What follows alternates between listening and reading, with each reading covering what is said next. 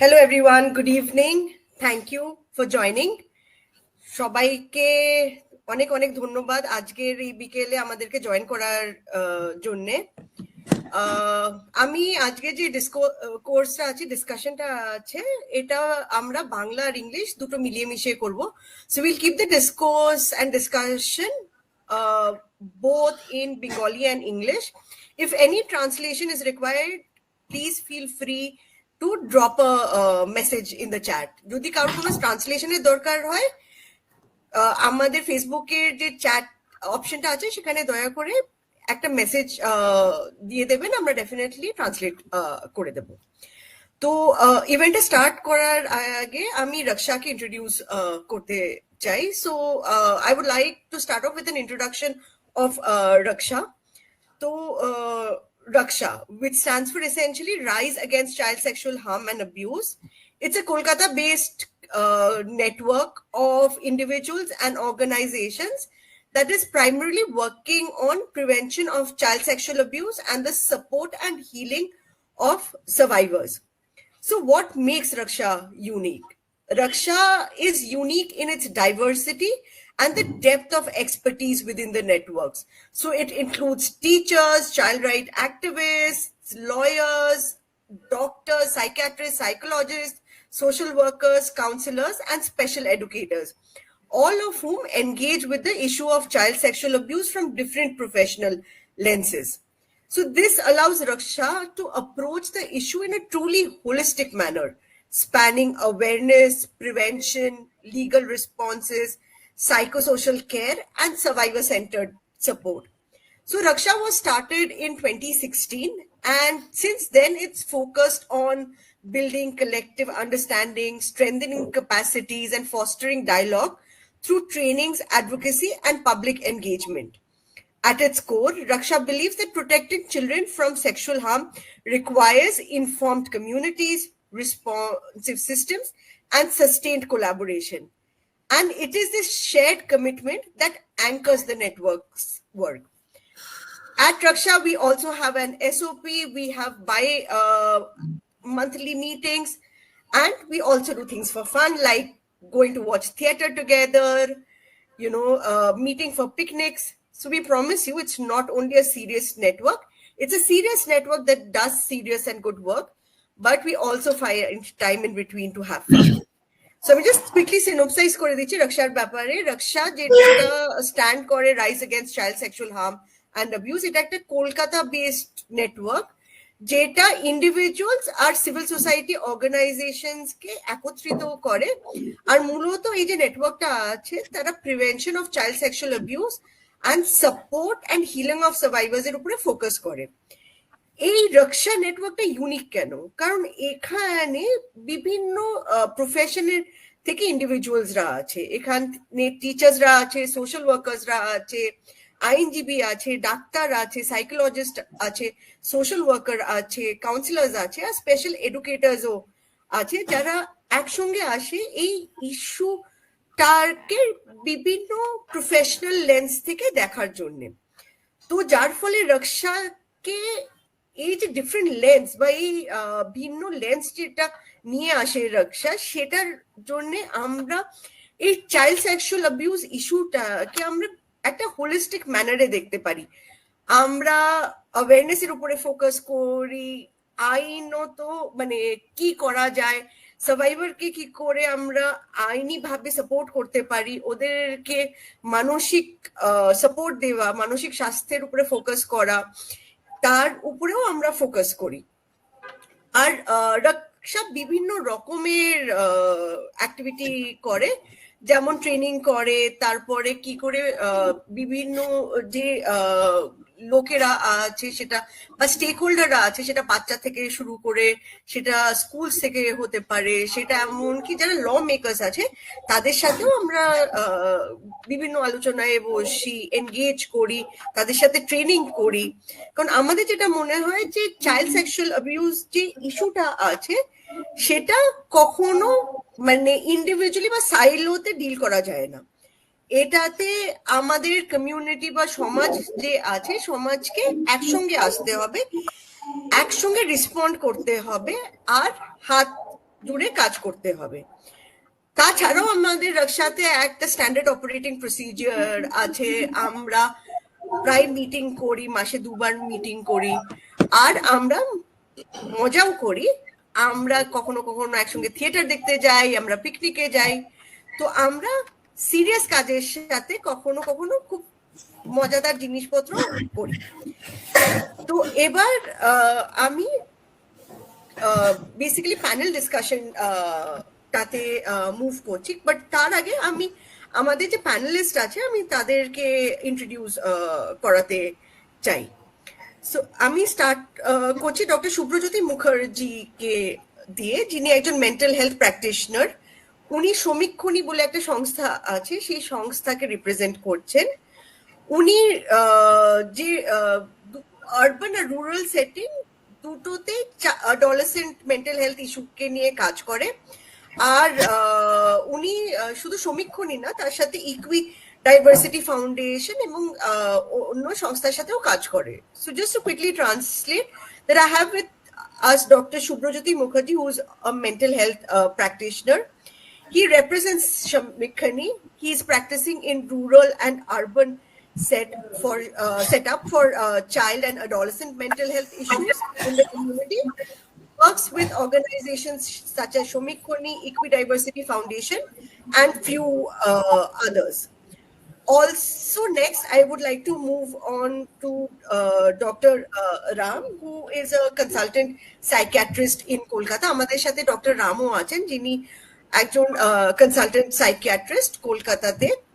তারপরে আমি ইন্ট্রোডিউস করব অলোকানন্দা মুখার্জিকে, যিনি একজন consultant clinical psychologist.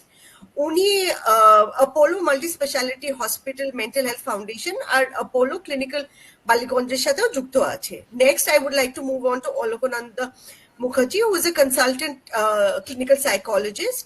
She is attached with Apollo Multi Speciality Hospital Mental Health Foundation and Apollo Clinic Paliganj.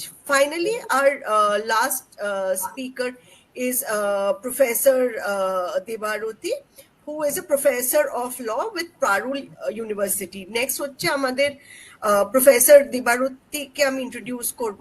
উনি একজন প্রফেসর পারুল ল ইউনিভার্সিটির সাথে। আচ্ছা, মুভ অন করার আগে আমি একটা বিশেষ গ্রুপের কথাও বলতে চাইব, যাদেরকে আমরা ওয়ে টু সানশাইন বলে চিনি, যারা আমাদের রক্ষার ইউথ গ্রুপ। আমাদের এই ইভেন্টটাতে মানে ওরা ভীষণ সাহায্য করেছে। আপনারা যে পোস্টার গুলো দেখছেন, সেটা সঞ্চারী আমাদের একজন ইউথ গ্রুপ মেম্বার, ও সেটা ডেভেলপ করেছে। প্লাস আমাদের যে আমরা আজকে যে ফেসবুক লাইভ করতে পারছি, তার পিছনে ক্রেডিট সৌরভকে দেওয়া উচিত, যে আমাদের একজন youth group member. We also have a youth group member called Way to Sunshine, which is very intrinsically associated with us. So the posters that you've been seeing has been developed by Shonchari, who's also a youth group member, and this live this is being facilitated by Saurav, who's also a youth group member. So now, coming back to today's webinar, where we are going to be discussing finding strength and resilience in adversity for young adults. So we are meeting at a time when young people across India are facing unprecedented mental health challenges.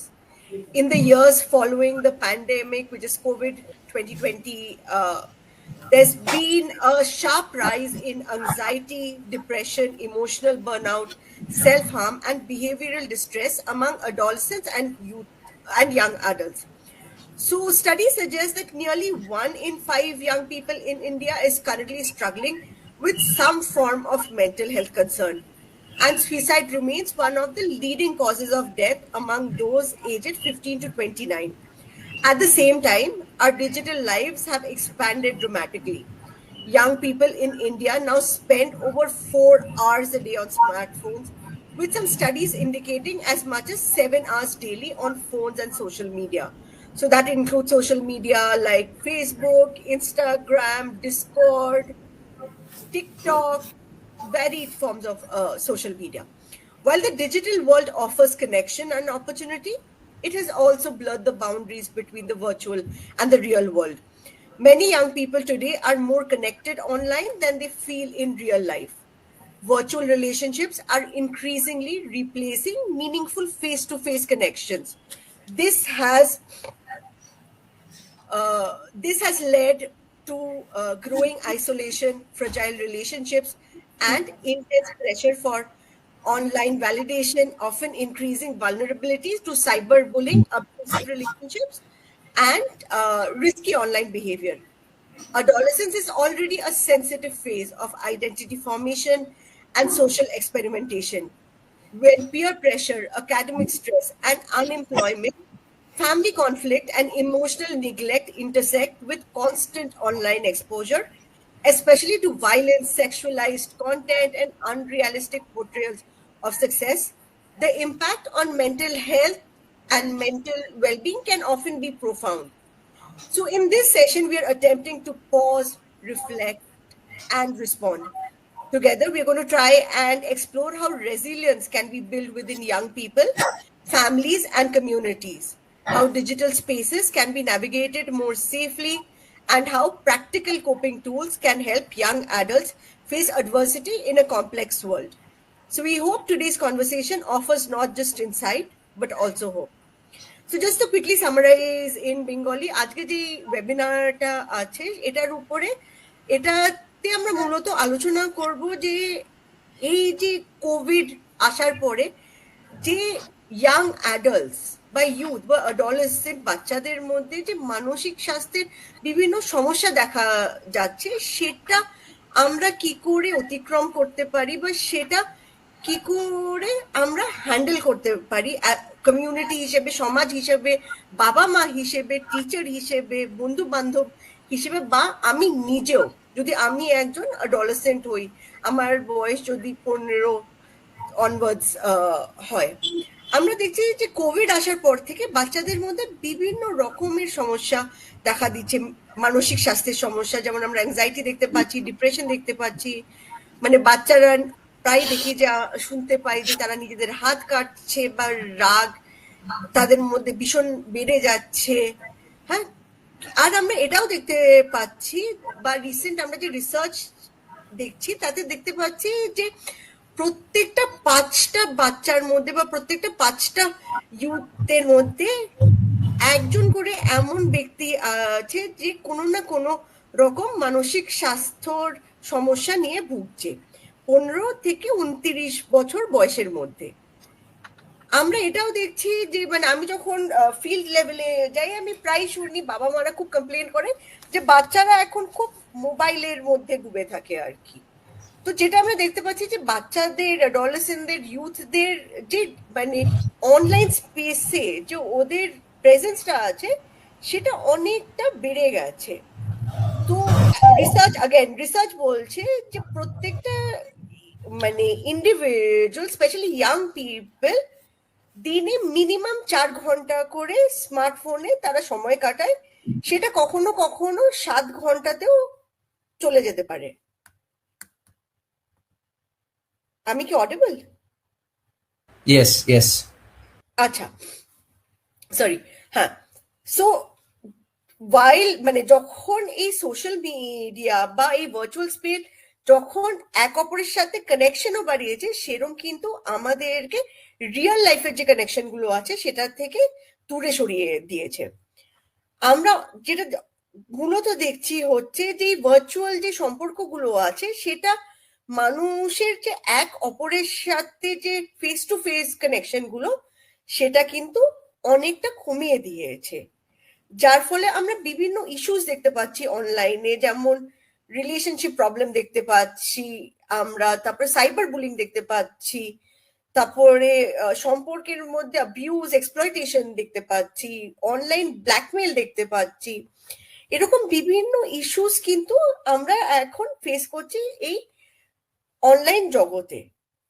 তো অ্যাডোলেসেন্সের যে বয়সটা আছে সেটা already খুব একটা sensitive বয়স, যেখানে প্রচুর পিয়ার প্রেশার থাকে, আমরা অলরেডি নিজেদের যে সেলফ ইমেজ আছে সেটা নিয়ে সমস্যায় ভুগি, পৃথিবী, জগৎ, সমাজ, আমাদের বন্ধু বান্ধব সবাই আমাদের সম্বন্ধে কি ভাবে সেটা নিয়ে চিন্তায় থাকি। তো এই সব কিছু আমাদের যে মানসিক সুস্থতা আছে তার উপরে একটা ভীষণভাবে প্রভাব ফেলেছে। তো আমরা এই যে আজকের এই আলোচনাটা আছে, এই আলোচনার মাধ্যমে আমরা চেষ্টা করব একটু ভাবতে, ব্রেনস্টর্ম করতে, যে কি করে আমরা অ্যাডোলেসেন্সদের, ইউথদেরকে সাপোর্ট করতে পারি, পরিবার হিসেবে, বাবা মা হিসেবে, বন্ধু বান্ধব হিসেবে, কমিউনিটি হিসেবে, বা আমি নিজেই নিজেকে কি করে সাপোর্ট করতে পারি। তো আমরা আশা করছি যে আজকের এই যে আলোচনাটা হবে সেটা শুধুমাত্র লোকজনকে ভাবাবে না বা নতুন কিছু শেখাবে না, বাট আশা করি যে ইয়াং পিপলদেরকে কিছু আশাও এনে দেবে। তো আমি ফার্স্ট মুভ করবো আমাদের যে ফার্স্ট স্পিকার আছে ডক্টর শুভ্রজ্যোতিকে। Doctor Subhrajyoti, I'm going to start off with you essentially. So, like I said, that, so I work in the child protection space, and I often have to travel to vulnerable communities where I think one complaint that I always hear from parents is that আমাদের বাচ্চারা এখন শুধু মোবাইলে সময় কাটায়। I think that's something that I'm always hearing, that our kids are on the phone all the time. They don't want to study. All they want to do is play games on their phones. How true do you think that is, based on your experience of working in the communities, both in the rural and urban settings? Thank you, Priyanka. Firstly, thank you to Raksha for inviting me to this space to be part of this esteemed panel. So the discussion, the backdrop that you were saying is very, very important in today's setting. আমি একটু বাংলাতেও বলি। আমি যেহেতু শহর এবং গ্রাম দুটো জায়গাতেই প্র্যাকটিস করি, প্রথমত আমি দেখি যে কি ধরনের সমস্যা নিয়ে আমরা বাচ্চাদেরকে পাই, বেশি বাবা মারা নিয়ে আসেন।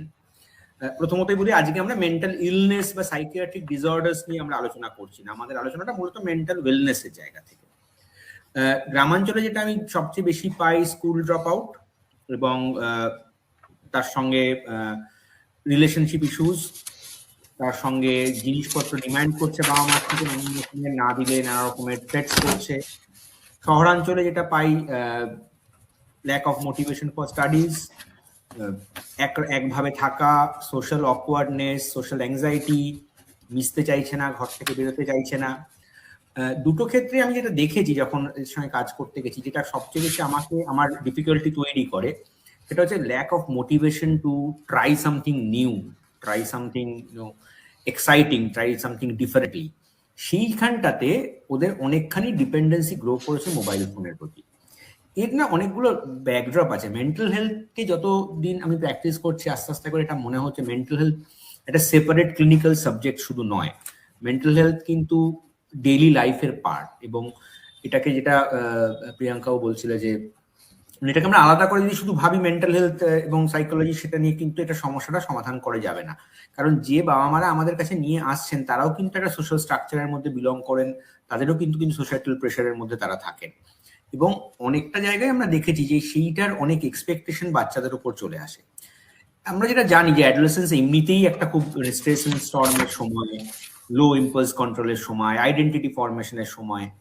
যেটা ঘটছে এই ডিজিটাল স্পেসের জন্য এই রিয়েলের ডিফারেন্সটা, অনেকটা গ্যাপটা কমে যাচ্ছে। যত দিন যাচ্ছে তত যেন এই ডিফিকাল্টি গুলো বেড়ে যাচ্ছে। মানে আমি এরকমও ক্লায়েন্টস পেয়েছি, বাচ্চা অ্যাডোলেসেন্স, যে এসে বলছে আমাকে আমার নামে ডাকবেন না, আমার একটা না রিল নাম আছে, আমাকে ওই নামটাই ডাকুন, আমার একটা ভার্চুয়াল নাম আছে।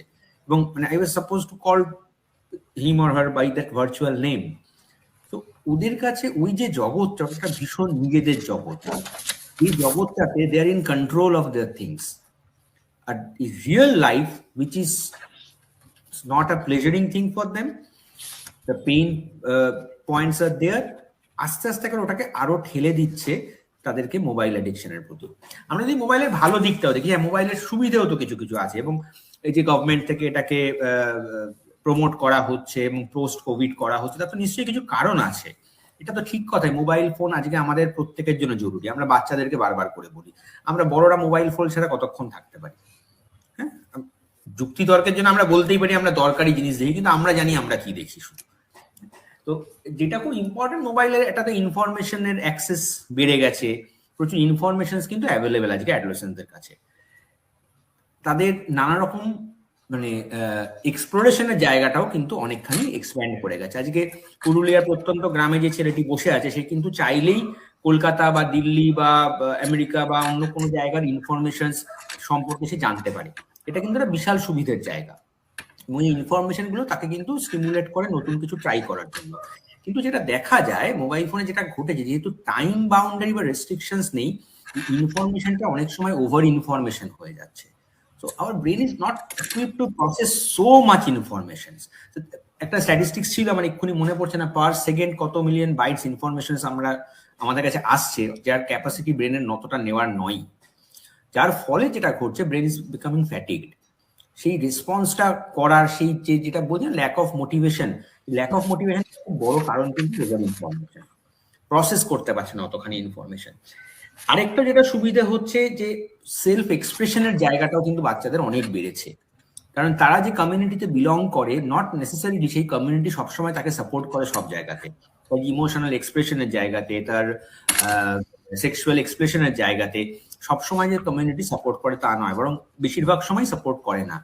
অনলাইন স্পেস কিন্তু তাদেরকে সেই এক্সপ্লোরেশনের একটা জায়গা এনে দিয়েছে, ডিফারেন্ট কমিউনিটি ফাইন্ড আউট করার, সমমনস্ক কমিউনিটি ফাইন্ড আউট করার।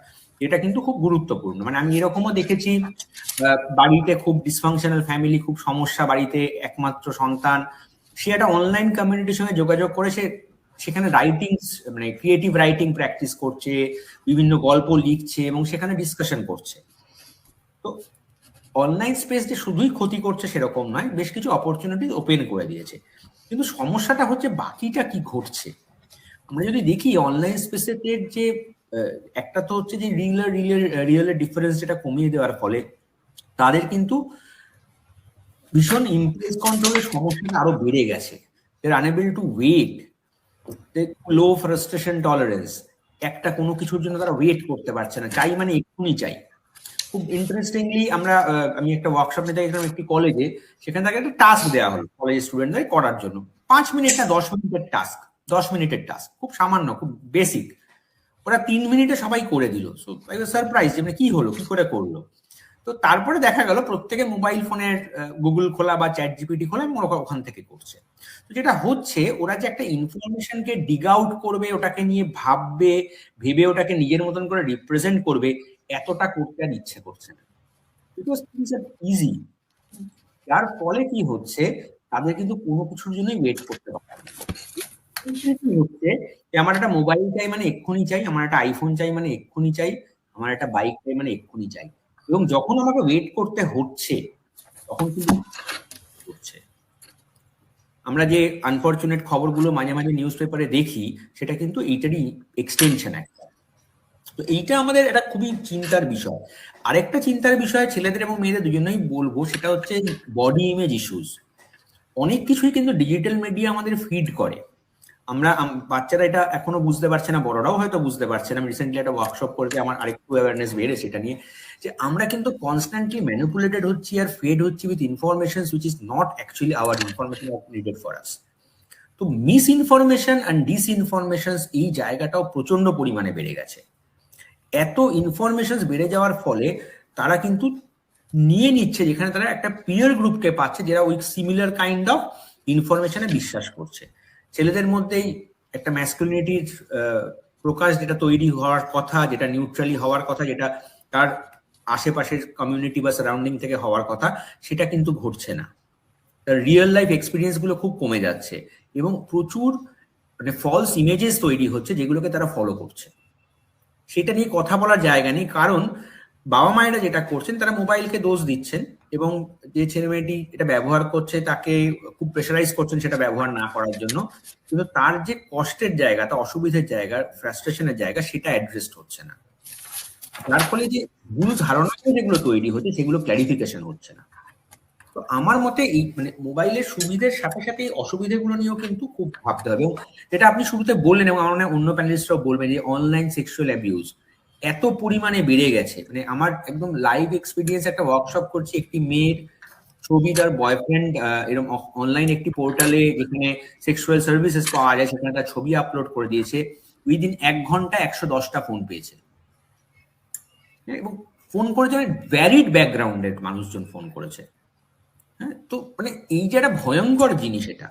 তো এই জায়গাতে যে ডিজিটাল বিহেভিয়ার যেটা আমাদের শেখার কথা, সেটা কিন্তু বাচ্চাদেরকে আমরা শেখাচ্ছি না। মানে একটা মানুষের সঙ্গে আমার রাস্তায় আলাপ হলো, তার সঙ্গে আমি কথা হলো, ভালো লাগলো, আমি বাড়ি চলে এলাম, এটাই আমাদের নর্মাল ছিল। সে নতুন কোনো বয়ফ্রেন্ড হোক, গার্লফ্রেন্ড হোক, সাধারণ কোনো মানুষ হোক, যে কেউ। এবার মনে করি যদি সেই মানুষটাই আমার সঙ্গে প্রথম দিন আলাপের পেছন পেছন আমার বাড়ির ভিতরে ঢুকে আসে, আমার ঘরে সে বসে আছে, আমার বেডরুমে সে ঢুকে পড়ছে, আমার ডাইনিং রুমে সে ঢুকে পড়ছে, আমার কেমন ফিল হবে? ভেরি স্কেয়ারি, যতই ভালো মানুষ হোক না কেন। এখন কিন্তু সেটাই হচ্ছে, সমস্ত বাউন্ডারি ভেঙে গেছে। তো আমাদের খুব যেটা দরকার মেন্টাল হেলথের জায়গা থেকে আমি বলছি, বাচ্চাদেরকে এই বাউন্ডারি গুলো সেট করানো, তৈরি করা খুব দরকার, যে বাউন্ডারি গুলোকে নিজেকে প্রোটেক্ট করতে হেল্প করবে। এটা আমরা কেউ করতে পারবো না, আমরা সারাক্ষণ আমার বাচ্চাদের সঙ্গে থাকতে পারবো না।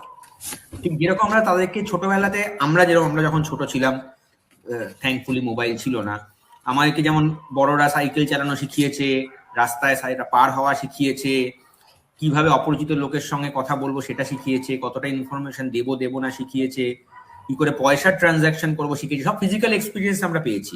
ঠিক একই জিনিস ডিজিটালিও কিন্তু বাচ্চাদের সঙ্গে করতে হবে, তাহলেই কিন্তু তারা সেফ থাকবে। আদারওয়াইজ রিস্ক কিন্তু বাড়বে। শুধু দোষ দিয়ে, মোবাইলকে দোষ দিয়ে, টেকনোলজিকে দোষ দিয়ে আমরা বেঁচে থাকতে পারবো না, কারণ এইটা আটকাতে আমরা পারবো না, আর আটকানোর প্রয়োজনও নেই যদি আমরা ঠিকভাবে এটাকে ব্যবহার করতে পারি। Thank you, Dr. Subhrojyoti.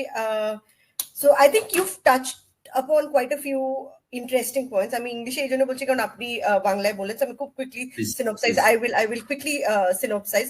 So what you said quite a few interesting things. So, like you said, in the rural areas, you've talked about how parents often talk about increased aggression amongst adolescent children, how they are often demanding for things, they threaten to harm themselves or break things if they don't get their way. In the urban area, you've talked about how lack of motivation, lack of attention, most importantly, their lack of motivation to try something new is something that you're observing, as a psychologist amongst young adults or adolescents, and how you feel that has pushed young people to the digital space significantly. What I really liked and what you've very importantly you've said is that how the social media or the digital space makes young people feel that that is the only place where they are in control of their lives, when actually it's not the case. Because I think the amount of information that goes out on the online space or in the digital space, it's scary.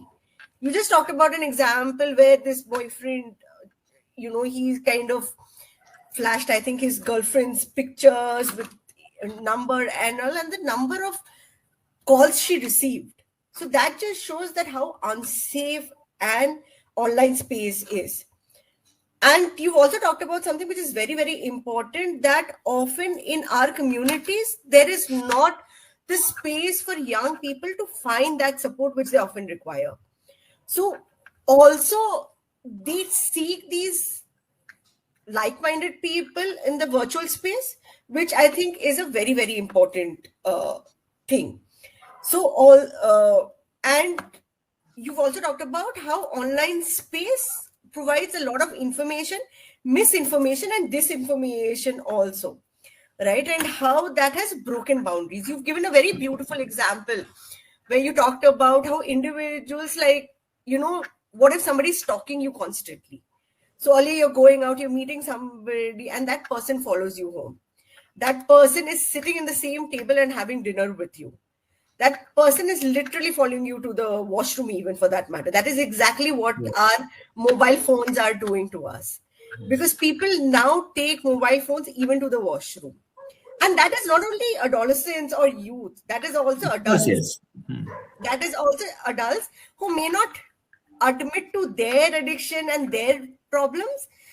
They're very quick to criticize the young people. But I think that's something also that requires a bit of a deep exploration. And this brings me back to an example that I'm going to talk about from one of our fields in North 24 Parganas. We were having this not this FGD, we were having this discussion where we brought the parents and the children together face to face to talk about issues, because usually both, we often used to find that parents are very quick to criticize their children, talk about how they are full of problems and they have this issue or that issue.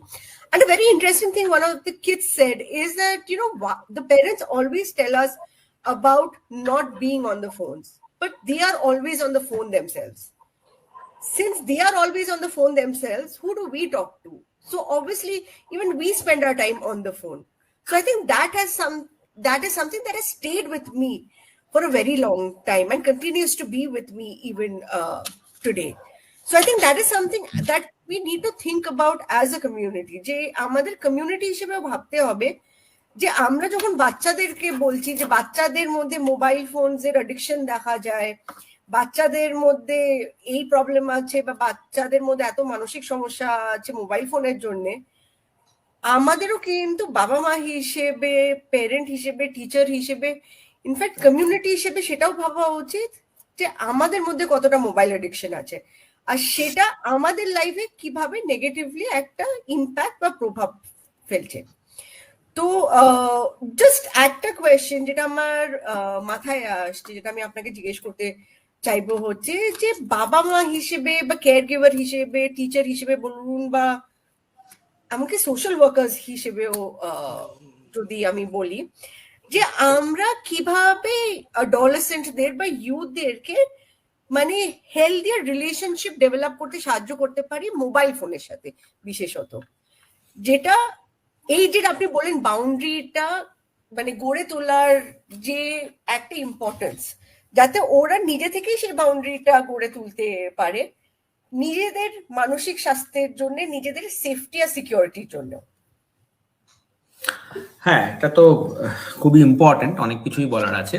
Firstly তো যেটা মাথায় রাখতে হয়, বাবা মারা এখন যাদেরকে পাই সব রকম কমিউনিটিতে ভেরি অ্যাংশাস, তারা প্রচন্ড দুশ্চিন্তাগ্রস্ত।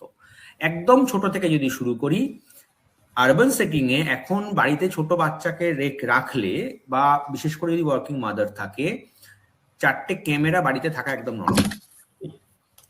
তার সঙ্গে যেটা ঘটছে, যখন তারা আস্তে আস্তে করে বড় হচ্ছে, আমি রিসেন্টলি একটা কেস পেয়েছি, 23 বছরের একটি মেয়ে ল্যাক অফ কনফিডেন্সের জন্য আমার কাছে এসেছে। তার বাড়ি ঘর রুমের বেডরুমে একটা ক্যামেরা লাগানো, এবং তার মা বলেছেন যে তুমি খুলতে পারবে না, ওটা থাকবে ওখানে, ওরকম তুমি যা করবে ওখানে করো, আমি তোমায় কিছু বলবো না, just I must see you. তো এই যে একটা মানে ওভার ভিজিলেন্ট অ্যাটিটিউড বা আমাদের, যার ফলে কি ঘটছে, ছেলে মেয়েরা তো they are not becoming confident to handle themselves, or they are becoming reluctant, ঠিক আছে মা আছে বাবা আছে দেখে নেবে। তো সবচেয়ে বেশি ইম্পর্টেন্ট হচ্ছে ঠিক ফিজিক্যাল ওয়ার্ল্ডের মতোই ডিজিটাল স্পেসেও ওদেরকে কিন্তু এক্সপ্লোরেশনের জায়গা দিতে হবে। হ্যাঁ, সেটা age appropriate timing, age appropriate guidance, এবং ওদের পৃথিবীটার মধ্যে একটু মাথা গলাতে হবে ওটা করছেটা কি, ওখানে ব্যাপারটা কি আসলে। রিসেন্টলি আমি একটা নতুন প্ল্যাটফর্ম জানলাম, বোধহয় আমাদের ডিসকাশন, ডিসকর্ড বলে, মানে আমি জানতামই না এরকম একটা কোনো প্ল্যাটফর্ম আছে বলে। সো এই বিষয়গুলোতে একটু আমাদের কিন্তু অ্যাওয়ারনেস বাড়াতে হবে। এই প্ল্যাটফর্মগুলোর মানে কি, সেখানে কি ঘটে, ইনস্টাগ্রাম মানে কি, সেখানে কি ঘটে, একটু জানা থাকাটা কিন্তু খুব বেশি দরকার। এবং এটা তো ঘটনা, আমরাও যখন ছোট ছিলাম আমরাও কিন্তু আমাদের বাবা মাদের এই জায়গাতেই ঘোল খাওয়াতাম, যে ওটা যে ওনারা যেটা জানেন না আমরা সেখানেই ওনাদেরকে বেশি প্রেশারাইজ করতাম। তাহলে একটু জানতে হবে সবার আগে। 2 নম্বর হচ্ছে নর্মাল অ্যাডোলেসেন্স মানে কি, এই মানেটাকেও একটু ক্লিয়ার রাখতে হবে। সেখানে কি কি প্রয়োজন। হ্যাঁ, আমার তো সেক্সুয়াল আইডেন্টিটি ফরমেশনের টাইম এটা, সেক্সুয়াল ওরিয়েন্টেশনটা ক্লিয়ার হওয়ার টাইম এটা, আমার তো রিলেশনশিপ বিল্ড করার এটা টাইম। সেখানে যদি প্রত্যেকটা স্তরে বাবা মা থাকে, মানে একজন মা এসে আমায় বলেছেন আমার ছেলে আমার সঙ্গে ভীষণ ফ্রেন্ডলি, আমরা না একসঙ্গে পর্নোগ্রাফিও দেখি। সো বিষয়টা হচ্ছে যে এই ওভার ভিজিলেন্ট বাবা মা এবং তাদের ছেলে মেয়েদেরকে হেল্প করতে গিয়ে সারাক্ষণ তাদের সঙ্গে জুড়ে থাকা, মানে কোনোদিন ফেভিকলের অ্যাডভার্টাইজমেন্টটা হয়তো বার করে ফেলবে, তো এইটা খুব গুরুত্বপূর্ণ, কিন্তু এইটা করা চলবে না। কিন্তু ঠিক সিমিলারলি ঠিক যেমন সারাদিন পরে ফিরে এলে আমাদের জিজ্ঞেস করতে বলে বাড়িতে সারাদিন কি করলে, বাইরে কি হলো, সেই ডিসকাশনটা কিন্তু ডিজিটাল স্পেসের সঙ্গে হবে। আজকে কি দেখলি নতুন, আজকে কি শিখলি নতুন, কি মজার জিনিস দেখলি, তো এটা আমাকে একটু দেখা। এটা কিন্তু খুব গুরুত্বপূর্ণ।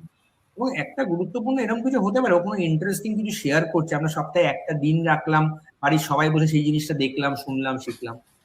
ওদের অনেক আইডিয়াস থাকে, ওরা অনেক কিছু বলতে চায়, তার মধ্যে যেমন ভুল আইডিয়াস থাকে, অনেক ঠিক আইডিয়াসও থাকে। এই আলোচনার জায়গাটা তৈরি করতে হবে। এটা সত্যি কোনো কুইক ফিক্স আমার কাছে নেই যে এটা করলে এই প্রবলেমটা চলে যাবে।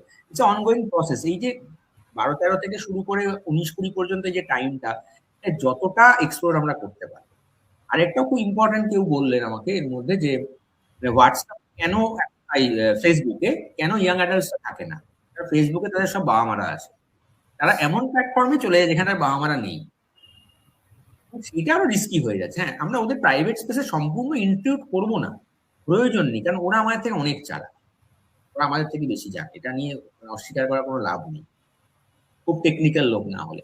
কিন্তু ওদের সঙ্গে থাকা এবং ওদেরকে ছেড়ে না দেওয়া, দোষারোপ না করা এবং বারবার করে ডিসকাশনে এনগেজ করা, এটাই কিন্তু রাস্তা।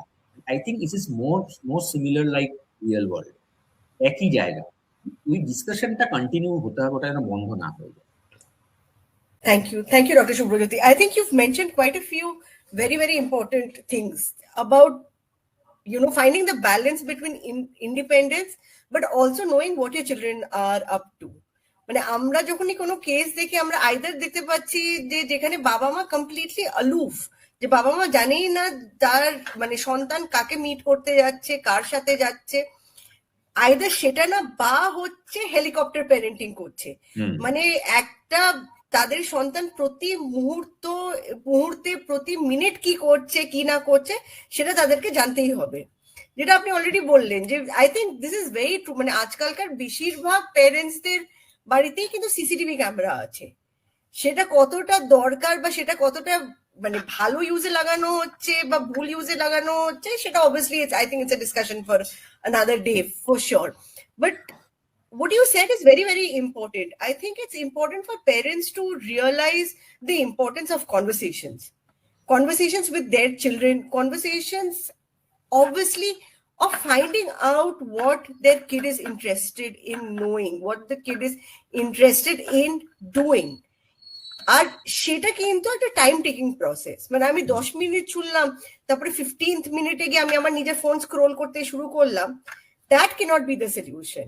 মানে when it means like when you're talking about no screen time for your kids, it also means no screen time for you. I think that is something that parents need to understand and realize. Another thing I would like to add is that they are very, very quick and intelligent to understand your hidden agenda. You start talking and they know why you are talking. So It's better to be blunt and honest with them.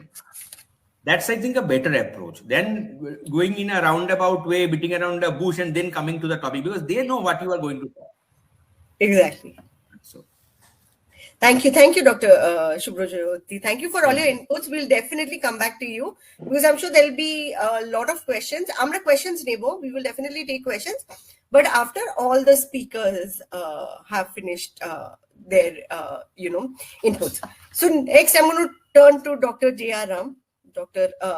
Ram. So I'm going to now request you to talk about how often we make mobile phones the primary villain in the adolescent mental health. So are mobile phones really as bad as they are made out to be? And I want your clinical opinion on this. Because obviously Dr. Subhrajyoti has spoken about that, yes, there are good and the bad to mobile phones and its uses. But you see a plethora of, I think, children who come to you with mental health issues. যারা আপনার কাছে মানসিক সমস্যা নিয়ে আসেন, আমি pretty sure যে তাদের মধ্যে প্যারেন্টসরা অফেন আপনাকে এটা বলে যে মোবাইল ফোনস কি করে সেটাকে অ্যাগ্রাভেট করেছে। সো আমি জাস্ট আপনার ওপিনিয়ন প্রথমে জানতে চাইবো যে মোবাইল ফোন কি সত্যি অতটাই ড্যামেজিং যতটা বেশিরভাগ বাবা মা মনে করে? আমার মনে হয় definitely mobile phone we cannot really attribute all the problems which are being created in a child, behavior problems, Subhrajyoti যেটা বললেন সেইগুলো, বিভিন্ন ধরনের only to a single factor, যে এরা মোবাইল ফোন ব্যবহার করছে সেই জন্য এরকম হচ্ছে। এখন দেখো, হোয়াট আই বিলিভ ইজ যে মেন্টাল হেলথ, যেটা তুমি একেবারে প্রথম দিকেই বললে এবং শুভ্রজ্যোতিও যেটা বললো, যে অনেকগুলো ফ্যাক্টরের ওপর ডিপেন্ড করে। তার মধ্যে মেন হচ্ছে ছেলেটার বা মেয়েটার পারিবারিক পরিস্থিতি, তার পড়াশোনার মানে তার সামাজিক পরিকাঠামো কিরকম আছে, কমিউনিটিতে কতটা সাপোর্ট পাচ্ছে, বুলিড হচ্ছে কিনা, পড়াশোনায় কিরকম হচ্ছে, তার বাড়ির পরিবেশ কিরকম, সেইগুলোর খুব ইম্প্যাক্ট করে তার মেন্টাল হেলথের ওপর। এবং অনেক ক্ষেত্রে কি হয় যে বাড়িতে নানা রকমের অশান্তি, কেউ কথা বলার নেই, যেটা সুব্রতি বললো, স্কুলে ছেলেটা বাচ্চাটা বুলিড হচ্ছে, তার কোনো বন্ধু নেই, তার আশেপাশে কোনো খেলার জায়গা নেই বা একেবারেই ফ্রি টাইম নেই। স্কুল থেকে ডাইরেক্টলি আমরা বহু বাচ্চা দেখি টিউশনে চলে যাচ্ছে, যে সে একটু মানে সময় কাটাবে তার পছন্দের জিনিসগুলো করে, সেইগুলোর টাইম নেই। তাহলে এই বিভিন্ন কারণে কি হয়, হাতের কাছে যে জিনিসটা আছে, যে ইনস্ট্রুমেন্টটা আছে, সেটা হচ্ছে মোবাইল ফোন, এবং তারা মোবাইল ফোনের ওপর আসক্ত হয়ে পড়ে। মোবাইল ফোনে তুমি বন্ধুদের সাথে চ্যাট করতে পারো, তুমি রিলস দেখতে পারো, তুমি সিনেমা দেখতে পারো, তুমি গান শুনতে পারো। অন্য সব কিছুর যখন একটা অভাব হচ্ছে, তখন আমরা মোবাইল ফোনের উপর বাচ্চারা অত্যন্ত তখন ডিপেন্ডেন্ট হয়ে পড়ে, কেননা আশেপাশে তাদের বিকল্প কিছু নেই। এবং আমরা অনেক সময় না, এই যে একেবারে লাস্ট যে জিনিসটা বাচ্চাটা করছে, মানে একেবারে শেষের দিকে এসে যখন সে অতিরিক্ত মোবাইল ফোন ব্যবহার করছে, এবং সে যখন এটা আরম্ভ করেছিল ব্যবহার করা, আস্তে আস্তে বেশি হয়েছিল, তখন আমরা নজর দিইনি, তখন আমাদের ক্ষোভ, আক্রোশ, রাগ সেটা সবসময় গিয়ে পড়ে মোবাইল ফোনের উপর। তাই আমার নিজের ধারণা, mobile phone is a very easy কি বলবো instrument or tool to blame, কিন্তু শুধু মোবাইল ফোনের দিকে দোষ দিয়ে একেবারেই সেটা কোনো আমরা সমাধানে পৌঁছতে পারবো না। এটা না অনেকটা হচ্ছে যে আমরা মিডিয়াকে গালাগালি দিই, বা সিনেমাকে গালাগালি দিই, বা বলিউডকে গালাগালি দিই, যে ম্যাসকিউলিন এই যে টক্সিসিটি জেনারেট করছে। শুভ্রজ্যোতি যেগুলো নিয়ে খুব কাজ করে কমিউনিটিতে, যেহেতু ধুরন্ধর বা অ্যানিমাল দেখাচ্ছে বলে সবাই খুব টক্সিক মেল হয়ে যাচ্ছে, তা কিন্তু শুধু নয়। আমাদের প্রত্যেকটা সমাজের বিভিন্ন স্তরে অনেক রকমের সমস্যা রয়েছে, যেগুলো মানসিক স্বাস্থ্যের উপর একটা ইম্প্যাক্ট করে। মোবাইল ফোন তার একটা গুরুত্বপূর্ণ অঙ্গ, কিন্তু শুধু মোবাইল ফোনকে দোষ দিলে আমার মনে হয় আমরা ওই শাক দিয়ে মাছ ঢাকার মতো একটা চেষ্টা করছি। Okay. Thank you, Dr. Ram. So you said something very, very interesting. You said how this demonization of mobile phones is often kind of masking deeper psychosocial issues that a child faces, whether it's at home, whether coming from a dysfunctional family, or being bullied at school, or in fact not even having time for themselves. যেখানে ওরা constantly ছুটছে, মানে একটা বাচ্চা তার ইনসিকিউরিটিটা share করার জায়গা পাচ্ছে না, তার বাড়িতে কথা বলার কেউ নেই, তার বন্ধু বান্ধব হয়তো কোনো কারণে সেই রিলেশনশিপ গুলোকে ডেভেলপ করতে পারেনি, বা তার হয়তো লাইফে যে কোথাও একটা কোনো মানে ইনসিডেন্ট হয়েছে যার কোথাও সেই সেফ স্পেসটা নেই শেয়ার করার জন্য, আর সেটা কোনোভাবে হয়তো বাচ্চাটাকে মোবাইলের দিকে ঠেলে দিচ্ছে। So I think that's something that is very, very important to note, because আমরা খুব quickly, যেটা আপনি বললেন, যে often we think that, you know, Animal, a film like Animal or a Dhurandhar is the reason why men are toxic or why men are violent, right? So which is obviously not the case at all. It just kind of, you know, brings out what our society really often is, or it gives us a peek into real world problems, যেটা হয়তো আমরা মোবাইলের ক্ষেত্রেও দেখি। So আমি next মানে আরেকটা, মানে হ্যাঁ, Priyanka, I just want to add, এই আরেকটা না, আমরা সারাক্ষণ বলি তো যে মোবাইল ফোন ব্যবহার করো না, মোবাইল ফোন ব্যবহার করো না। এবার আমরা যখন মোবাইল ফোন ব্যবহার না করতে বলবো, we also have to give some alternative. তাহলে বাচ্চারা কি করবে? রাইট, জাস্ট সেইং মোবাইল ব্যবহার করো না is not good enough. And number two হচ্ছে মোবাইলে আমি কিন্তু সব কিছু করতে পারি। আমি এনসাইক্লোপিডিয়া ব্রিটানিকা দেখতে পারি, আমি লাদাখে কতটা রেনফল হয়েছে চেক আউট করতে পারি, আমি মার্সের কিরকম ল্যান্ডস্কেপ সেখানে স্যাটেলাইট গিয়ে কিরকম ইমেজেস পাঠাতে দেখতে পারি, আমি খুব টাইম ওয়েস্টিং রিলস দেখতে পারি, আমি বিটিএস দেখতে পারি। তাই সেই জন্য মোবাইলে তো অনেক ধরনের ভ্যারাইটি অফ অ্যাট্রাকশন অ্যাক্টিভিটিস করা যায়। তাই আমরা যদি বাচ্চাটাকে বা যে কোনো কাউকেই আমরা একটা অল্টারনেটিভ না দিই which is at least equally interesting, তাহলে কিন্তু এই পুরো প্রয়াসটা বিফলে যাবে। আর আরেকটা, শুভ্রজ্যোতি, অলকা, প্রত্যেকেই যারা কমিউনিটিতে আমরা বাচ্চাদের সাথে কাজ করি, children find or anyone finds conversations very interesting. মানে parents, relatives, friends experiencing or discussing narratives of life, আমার জীবনে কি হয়েছিল, একটা হিউম্যান ইন্টারাকশনের যে ওয়ার্মথ, কোয়ালিটি, ইন্টারেস্ট, সেটা কখনোই না যান্ত্রিকভাবে অতটা ইন্টারেস্টিং হয় না। মানে তো সেই জন্য if you bring back conversations, fun, এইগুলো ইন পেরেন্টিং, তাহলে আমার মনে হয় it will be much easier. আর আরেকটা আমি একটা সেন্টেন্স বলে শেষ করব। আমার মনে হয় যে এখন শুভ্রজ্যোতিও যেটা বললো যে এখন না parenting has become equal to disciplining and monitoring of a child rather than growing up with a child and sharing experiences. আমার মনে হয় এই জিনিসটা যদি করা যায়, to parents realising that their job is much more than disciplining and monitoring a child, অনেক ভাবে আমরা আরো আমাদের interaction with children if we can make it interesting, তাহলে it will be much easier task. আমি মনে করি না যে এটা একটা ভীষণ শক্ত ব্যাপার যেটা করতে আমাদের খুব আমরা মানে সফল হব না। Absolutely. I think আপনি এটা খুব ইম্পর্টেন্ট কথা বললেন doctor Ram.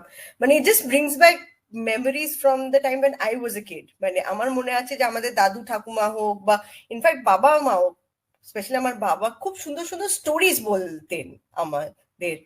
somehow I don't see that. In fact ঠাকুমার ঝুলিও এখন কিন্তু ইউটিউবে এসে গেছে, and that does not help a child kind of a লাল কমল নীল কমলের যে ইমাজিনেশনটা, যে ওই যে একটা রাক্ষসীকে কিরকম দেখতে হয়, that's kill the imagination as well.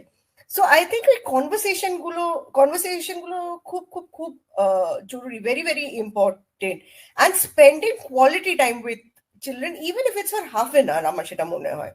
But somehow আমরা প্যারেন্টরাও খুব মানে ইম্পালস কন্ট্রোল করতে পারি না when it comes to our phones. So আমরা লাইক 10 মিনিটস এর পরে আমরা ফোনে কুইকলি কোন ইমেলটা ঢুকছে, কে হোয়াটসঅ্যাপে মেসেজ করছে, সেটা আমাদেরও একটা কোথাও না কোথাও ইম্পেশেন্স এসে গেছে। But there is something I do want to ask you, Dr. Ram, from adolescent mental health point of view. So there is often this growing concern, যেটা আপনি বললেন যে বাচ্চাদের মধ্যে মানে it's important to spend time with them. বাচ্চাদেরকে parenting is not only about disciplining and all of that, but also somehow I keep hearing this thing যে আজকাল বাচ্চাদের একটু বেশি পাত্তা দেওয়া হয়, ওদেরকে একটু বেশি আতুপুতু করা হয়।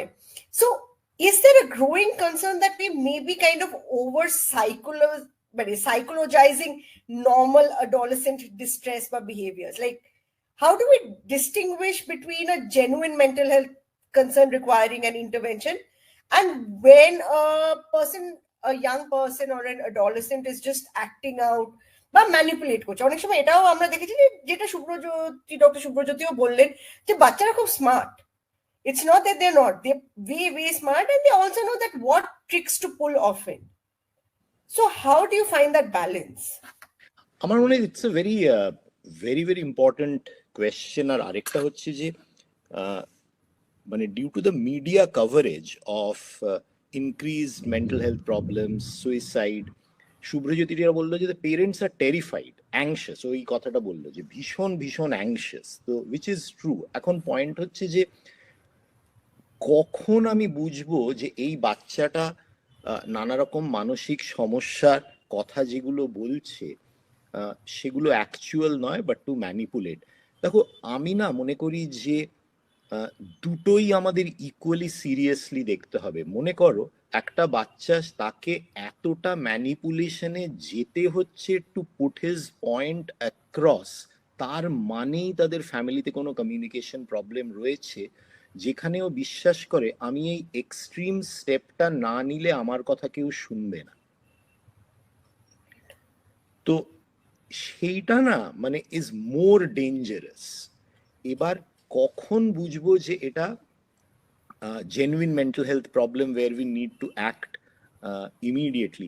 আমি মনে করি the benefit of doubt has to be given, even if I deep down in my heart I believe that this is not true and this is a manipulation। কেননা তার এক নম্বর কারণ হচ্ছে কোনটা ম্যানিপুলেশন আর কোনটা জেনুইন বোঝার ক্ষমতা আমাদের অনেক ক্ষেত্রে থাকে না। So we really can't take a risk, number one. Number two, যদিও বা ম্যানিপুলেশন হয়, তাহলে আমার প্রথম পয়েন্ট যেটা, যে একটা বাচ্চাকে কেন ম্যানিপুলেট করতে হচ্ছে, কেন তাকে এতটা কষ্ট করে নানা রকমের ফন্দি ফিকির করে বাবা মাকে ঠকাতে হচ্ছে, তার মানে কি? মানে বাচ্চাটার কথা হয়তো স্বাভাবিকভাবে বললে কেউ শুনবে না। থার্ড হচ্ছে যে যদি আমি দেখি যে তার অন্যান্য মানসিক কিছু উপসর্গ রয়েছে, যে সেরকম সেলফ হার্ম করেছে, গুটিয়ে গেছে, রাগারাগি করছে, কারোর সাথে কথাবার্তা বলছে না, স্কুল যাচ্ছে না, রেগুলার বলছে যে আমার মন ভালো নেই, কান্নাকাটি করছে, পেট ব্যথা মাথা ব্যথার কথা বারবার বলছে, স্কুলের একাডেমিক পারফরমেন্স কমে গেছে, নেশার দিকে আসক্ত হয়ে গেছে। So there are certain behavioral indicators which indicate that the child could be developing a mental health problem। তখন আমরা ওটাকে সিরিয়াসলি নেব। কিন্তু আই বিলিভ যে যেখানে কাউকে ম্যানিপুলেট করতে হচ্ছে সেখানেও কিন্তু it's a major problem. Absolutely, Dr. Ram. I think very well put. The fact that a kid has to go through all that many heights to manipulate a parent is indicative of the fact that there's something wrong. The bachchata, that child basically needs to manipulate the parent, which obviously is indicative of the fact that there's nobody that the child trusts enough to show their true self in that sense, right? So I think very, very well put. Thank you for that. In between, like, we lost Olokananda ma'am for 5-10 minutes. So can we summarize some of the things she explained in brief, 2-3 minutes? That will be very much helpful. It will be recorded, people can listen it later, but if there is a summary. Okay, so Olokananda, I'm going to I know it's a mishap, but really sorry for the interruption. তো অলোকা, আজকে আমরা যেটা নিয়ে discuss করছি যে বাচ্চাদের তো আমরা দেখছিলাম এতক্ষণ যে মানসিক সমস্যা অনেকগুলো কারণে বেড়ে গেছে, এবং তবে আজকে আমাদের আলোচনার বিষয় যেটা সেটা হচ্ছে যে আমরা কিভাবে বাচ্চাদের, আমি বাচ্চা বলতে মানে 18 and above বা ইয়াং অ্যাডাল্টস, তাদেরও ইনক্লুড করছি, যে আমরা কিভাবে তাদের প্রতিরোধ ক্ষমতা বা তাদের আত্মবিশ্বাস বা তাদের মন ভালো রাখার যে বিভিন্ন উপায়গুলো তারা নিজেরা কি করে সেগুলো আরো শিখতে পারে, কি করতে পারে, যেগুলো করলে ওদের মানসিক সমস্যার এতটা সম্মুখীন হতে হবে না, যেটা নিয়ে আমরা এতক্ষণ ডিসকাস করছিলাম। তো তুমি তো এইটা নিয়ে তোমার পিএইচডি রিসার্চ করেছো, তার থেকে আমার মনে আছে যে তুমি অনেকগুলো আমাদের ইন্টারেস্টিং পয়েন্টস বলেছিলে, যে কিভাবে বাচ্চাদের মধ্যে রেজিলিয়েন্স বলে যে কনসেপ্টটা, সেইটা বাড়ানোর কি কি উপায় আছে, সেগুলো নিয়ে তুমি রিসার্চের মাধ্যমে কি মানে জানতে পেরেছো? সো স্যার, আগে আমি একটু রেজিলিয়েন্সের জায়গাটা বলি, তাহলে আমি ওটার সাথে কানেক্ট করতে পারবো। সো রেজিলিয়েন্সের একদম প্রথমের দিকে যেই গবেষণাগুলো করা হয়েছিল, সেখানে রেজিলিয়েন্সকে বলা হতো যে আমরা একটা ক্রাইসিসে, যখন একটা খুব ডিফিকাল্ট সিচুয়েশনে পড়ছি, সেখান থেকে আমাদের বেরিয়ে আসার যে ক্ষমতা বা বেরিয়ে এসে আগের ফাংশনিং এ চলে যাওয়ার যে ক্ষমতা, যে সেটাকে রেজিলিয়েন্স বলা হতো। তো মানে একটু বাউন্স ব্যাক, হ্যাঁ, মানে যে আমি আগে একরকম ছিলাম, মাঝে একটা ক্রাইসিস হলো, ক্রাইসিসের মধ্যে আমি ছিলাম, আবার ওখান থেকে আমি বেরিয়ে এসে আগের মতনই আমি আবার ভালো থাকবো, সেটার মধ্যে আমি আবার ফিরে গেলাম। কিন্তু যত এটাকে নিয়ে নতুন গবেষণা শুরু হয়েছে, আরো তৈরি হয়েছে, সেখানে 3টে পয়েন্ট আরো নতুন এখানে অ্যাড হয়েছে। প্রথম বলছে যে এটা শুধু মানুষের নিজস্ব ক্ষমতা না, যে আমি ক্রাইসিসের মধ্যে থাকলে আর আমি বেরিয়ে আসলাম। এইখানে শুধু সেটার মধ্যে একটা বলছে যে একটা নেগোসিয়েশন স্কিল। নেগোসিয়েশন মানে হচ্ছে যে আমি একটা ক্রাইসিসের মধ্যে যখন আছি, আমি কি করতে পারি ওই ক্রাইসিসটাতে থাকার জন্য আর ওখান থেকে বেরিয়ে আসার জন্য। এমনকি ক্রাইসিসের মধ্যে থাকাটাও তো সবসময় খুব সহজ বিষয় নয়, আমাদের অনেকেরই খুব মানে আমি যখন আছি তখন কি করে ওটা সহ্য ক্ষমতা বাড়িয়ে ওটাকে ম্যানেজ করবো, আর ওখান থেকে আমি কিভাবে বেরোবো, কি কি আমার হাতে আছে, কি কি আমার হাতের বাইরে। যেটা আমার হাতের বাইরে সেটা আমি কিছু করতে পারবো না। তো সেটা হচ্ছে একটা মানুষের নিজস্ব ক্ষমতা। আরেকটা হচ্ছে যে ক্ষমতা, যে আমি অন্যদের থেকে কিভাবে সাহায্য নেব, অন্যদেরকে আমি কিভাবে ইনভলভ করবো এই প্রসেসটার মধ্যে, যাতে আমি নিজে একা না থাকি এন্ড অন্যরাও আমাকে সাহায্য করে এই প্রসেসটা। তার মানে হলো কি, যে রেজিলিয়েন্স শুধু একটা মানুষের নিজস্ব ক্ষমতা নয়, এখানে পরিবার, পরিবেশ, এদেরও একটা খুব ইম্পর্টেন্ট রোল আছে, যেখান থেকে তারা মানুষকে এই প্রবলেমটা থেকে, ক্রাইসিস থেকে। কেন আমরা অনেক সময় বলি না যে তুমি এই সমস্যার মধ্যে দিয়ে যাচ্ছ, তুমি নিজে একটু চেষ্টা করো, তুমি এর থেকে বেরিয়ে আসতে পারবে। তার মানে একটা তো পয়েন্ট হচ্ছে যে ঠিক আছে আমরা নিজেরা বেরিয়ে আসতে পারার জন্য কিছু কিছু করতে হবে, কিন্তু তুমি বলছো যে আশেপাশের লোকজনদেরও একটা রোল খুব ইম্পর্টেন্ট। আর আরেকটা খুব ইম্পর্টেন্ট রোল হচ্ছে এই যে নেগোসিয়েশন স্কিল, যে কতটা না, কিভাবে ব্যালেন্স করব, কোনটা আমার কন্ট্রোলে, কোনটা আমার কন্ট্রোলে না, আমি কি কি করতে পারি। এগুলো যখন আমরা কোন একটা সমস্যার মধ্যে থাকি, আমরা অনেক সময় দেখতে পাই না, আমাদের মনে হয় কিছুই হয়তো করতে পারবো না, কোনোই বোধহয় অপশন নেই, কোনোই চয়েস নেই। বাট এটা যে থাকে, অপশন আছে, আমরা বেরোতে পারি, এই স্কিলটা বলে যে রেজিলিয়েন্সে খুব ইম্পর্টেন্ট। আরেকটা জিনিস যেটা বলছে সেটা হচ্ছে যে শুধু বাউন্স ব্যাক নয়, স্টেপ আপ। স্টেপ আপ মানে হচ্ছে যে আমি আমার প্রিভিয়াস ফাংশনিং এ যাচ্ছি না, তার চেয়েও আমি এগিয়ে যাচ্ছি, আরো ভালো যাচ্ছি না, তার থেকে আরো ভালো। হ্যাঁ। আর একটু নেগোসিয়েশন স্কিলস বলতে আমি যেটা বলছি, আমি নিজের মনের মধ্যে একটা বিশ্লেষণ করে দেখবো যে আমি এটার থেকে বেরোনোর জন্য আমায় কি কি করতে হবে, সেটাকে তুমি বলছো যে এই মানে একটা হচ্ছে যে আমি হাল ছেড়ে দিলাম, আমি এতে থেকে কিছুই করতে পারবো না, কিন্তু তার সেটাকে আটকানোর জন্য আমি নিজের সাথে, মনের সাথে কথা বলছি যে আমি তো কি এটা করতে পারি, আমি কি ওইটা করতে পারি, এবং আশেপাশের লোকজনের সাথে কথা বলে দেখছি যে আমার কি করা সম্ভব। সেইটা তুমি বলছো সেটা নেগোসিয়েশন। সেটা অনেক সময় আমরা ভাবি যে করা সম্ভব না। যেমন বাচ্চাদের ক্ষেত্রে আমি কিছু বাচ্চাদেরকে অনেক সময় হয় যে বাড়িতে তাদের বাবা মার সাথে সমস্যা হচ্ছে, কিন্তু তাদের মনে হয় যে কথা বলে লাভ নেই, বাবা মা বুঝবে না। কিন্তু আমরা যখন ফ্যামিলি সেশনে নিয়ে বসি, আর যখন ওই যে মানে এক দুজনকে ব্লেম করা বা খুব ক্রিটিসাইজ করা, ওইগুলো যদি আমরা বন্ধ করি, তখন দেখি যে না, কথা বললে সাহায্য হয়, হেল্প হয়।